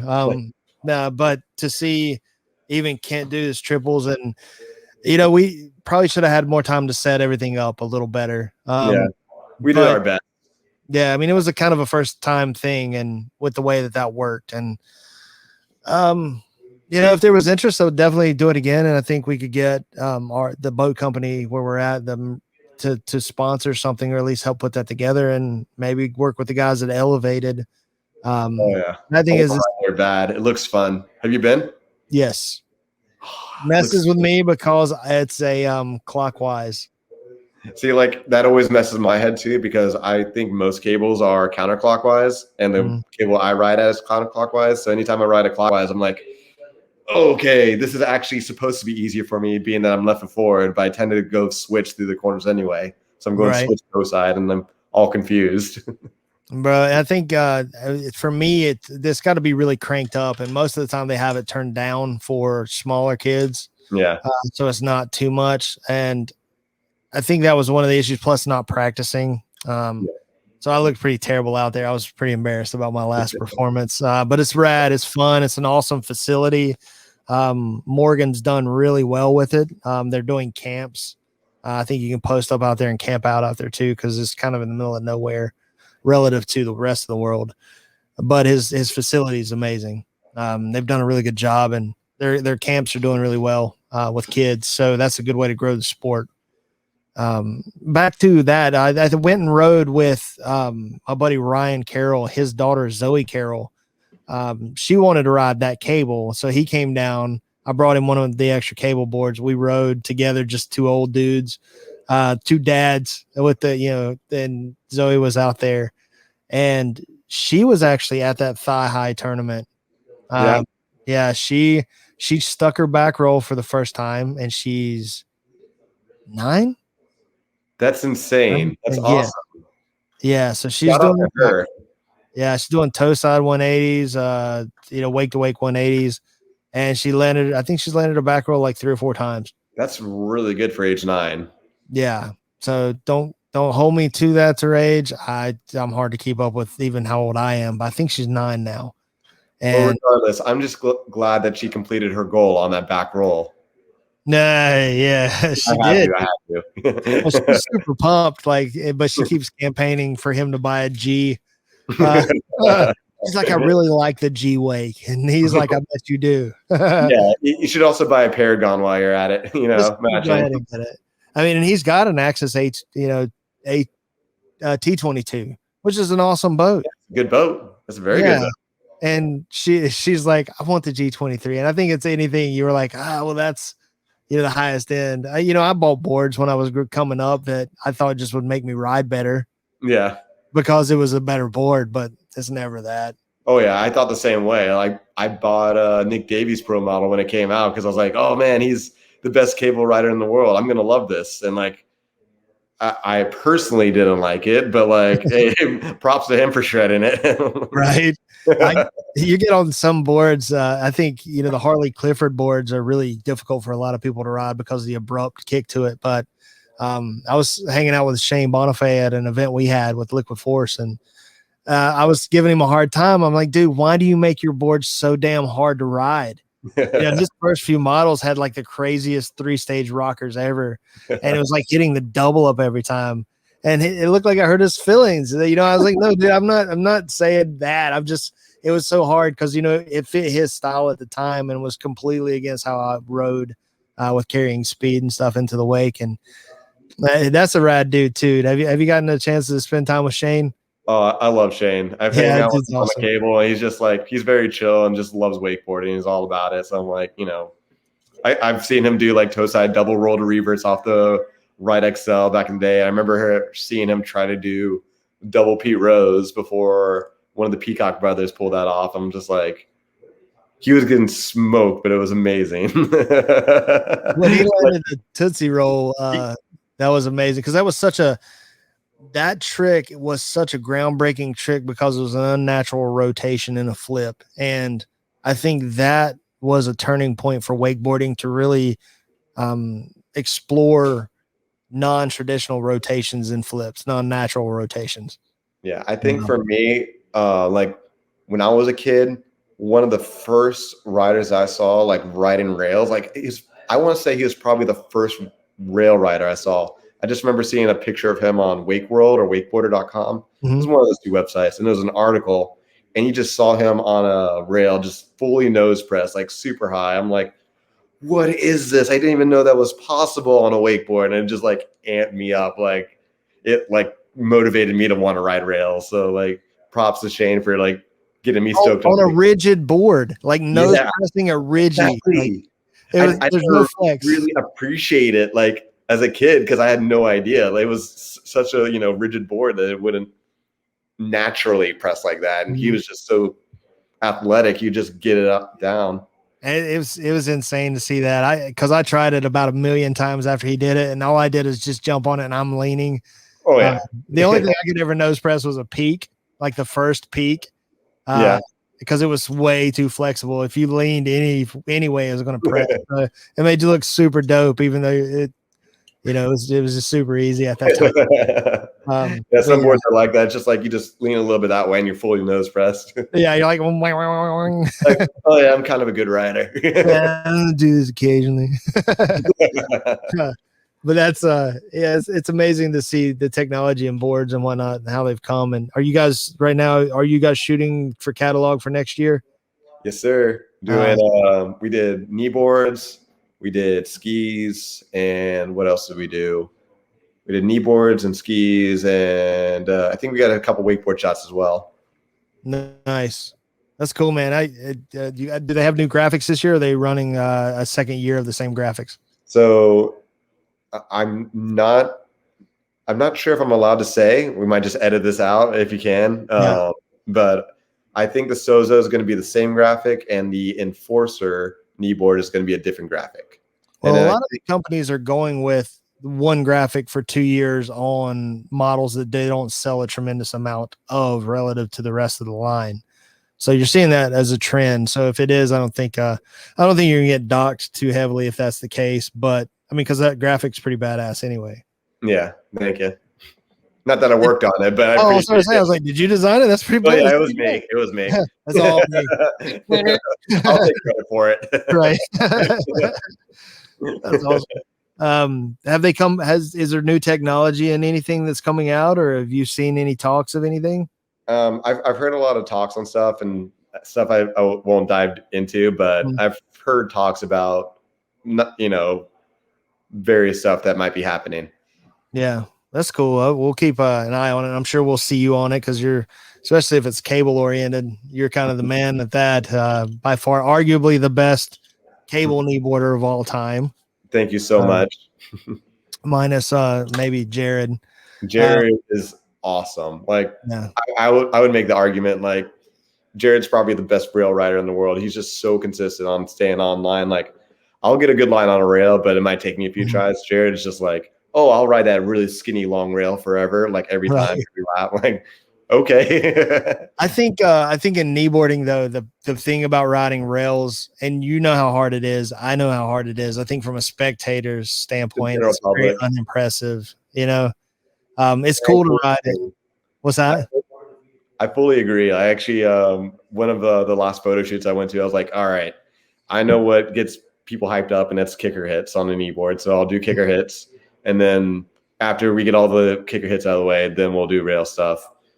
Hopefully we'll get some good rail stuff, but I know that kicker stuff does better for general audiences. So I'm like, so the rail stuff's cool, and I know how complicated it is. And I've seen his footage, and it's amazing.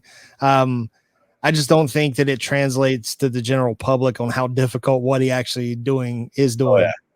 I'll be the first to say it. Like, I'm a huge fan of rail riding, but I'll be perfectly honest. Like, not every rail trick looks really like impressive on a kneeboard. Like, it's very hard to do a rail trick on a kneeboard and make it look impressive. So, like, I fully agree with what you're saying right there.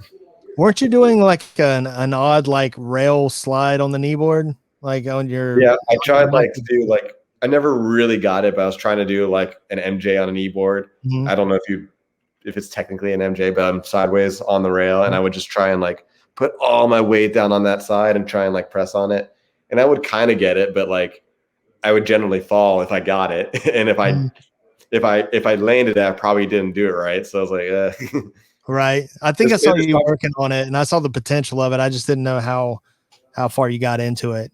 Yeah, I kind of want to revisit it, but it's one of those things where it's like, it's really difficult. And I probably, it's one of those things I'll probably never be happy with it. I'll probably be like, oh, I could have done it better, whatever. Yeah, I wonder what a kneeboard would look like that would actually work to where you could do that. It would probably have to have like a 90-degree sides almost. Like a big thick side on it, so you have a lot more room to kind of like lock into place on it. Yeah, so I don't know. I mean, it would look like a big spoon. Maybe get an old Vortex. Get the old Vortex Pro out there. That's actually a good idea. I might have to like go to eBay or OfferUp and see if I can find a Vortex. I've got one in my basement, but I don't. It has a terrible pad. It had a terrible pad anyway. Yeah. So to see Jonathan ride that board back in the day, and that was the best pad at the time. It was amazing. Dude, if Jonathan rode that thing, you got to put that thing like on a mantle if it's not there already. Frame it. He started Charleston Wake Surf School. So I did his logos and sent his graphics to him. I hope that's successful for him because he's still in the water sports and he's getting people out there. And hopefully we're taking a big road trip this upcoming the 5th of July for the next week. We're going to basically do like a 2,100-mile loop in the camper van. So we'll be vagabonding it. Nice. And that's sick. We'll stop through Charleston and probably check him out, at least have a beer and shoot the junk. He's got an A24. I was very unaware that he's still in the industry. So shout out Jonathan, like hyped to hear that. Yeah, he took a job down there. I think he said he has something to do with concrete and construction. And he just started the Charleston Wake Surf School. And it's like basically like a charter thing to go out and surf. So hopefully that's going to be successful for him. And I know that he'd worked out a deal with Axis. He's got an Axis A24.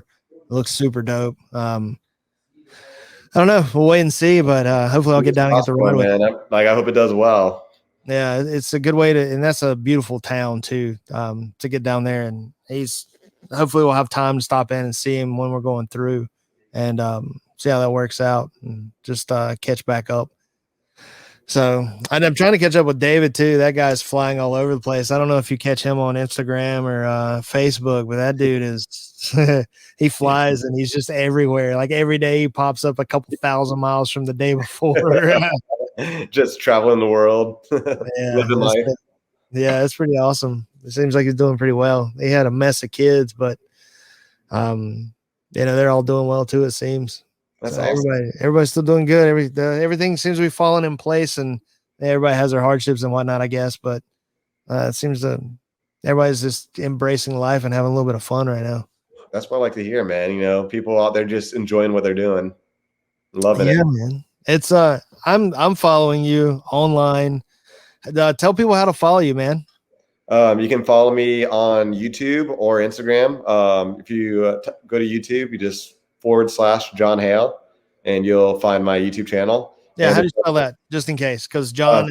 oh yeah, so it's JOHN and then HAILE. So it's like the weather, but with an E at the end of it. Nice, and that's going to be in your Instagram and YouTube. Yes. So youtube.com / John Haile, and then Instagram is @John Haile. Nice. That's fantastic, man. How often are you putting videos out? So I'm definitely committed to every single Wednesday. Undeniably, there will be a video every single Wednesday morning at 9:00 Eastern Standard Time. And then more recently, I've been a lot better at just pumping videos out much faster. So I've been getting tutorials done every Tuesday for learning wakeboarding trick names. And we're also going to start doing other stuff as well. Like I got contests that I just dropped recently where we did rail contests and kicker contests at Elite, and hopefully I'll be better at keeping a more regularly updated videos. How do people get your swag again? Hats, t-shirts? Oh yeah, so you go to www.wakesteez.com. That's WAKESTEEZE.com. Nice, man. Well, I hope the 6 or 7 people that listen to this right now get and check it out. And I appreciate you taking the time and hanging out with me, man. And it's great catching up with you. I think you're a great personality in kneeboarding and water sports, period. You're infectious. You got a bunch of kids that you seem to interact with really well. That's the next generation. It seems like you're doing the best to keep everything going. And, I commend you for it. I'm glad you're carrying that torch. My back and ankles do not allow that. And I know a lot of the older guys they can't anymore. And it's good to see that your generation is doing so. And you guys are still hyped about the sport. Yeah. And thank you for having me on your podcast. And I just want to give a quick shout out to my sponsors. Thank you to O'Brien Watersports, and thank you to Evil Coffee for sponsoring me and supporting me. And also thank you to everyone that's gotten you involved in the water sports. Thank you to everyone that's gotten myself involved with water sports, and all the cool people I met through water sports. Like, thank you to everyone that's come before us, and thank you to everyone that's a part of it now. Like, huge shout out to everyone. I love all of you. And thanks again. Yeah, brother. Let's give, I'm going to pull you up here, and we're going to let you do us on the outro here. One of the big hues or whatever it is that you do, and just transition right here. All right. You ready? Yes, sir. All right. And thank you guys for watching this podcast. We will catch you guys in the next time. Make sure you like this video. Make sure you subscribe to it, and we will see you next time. Peace out.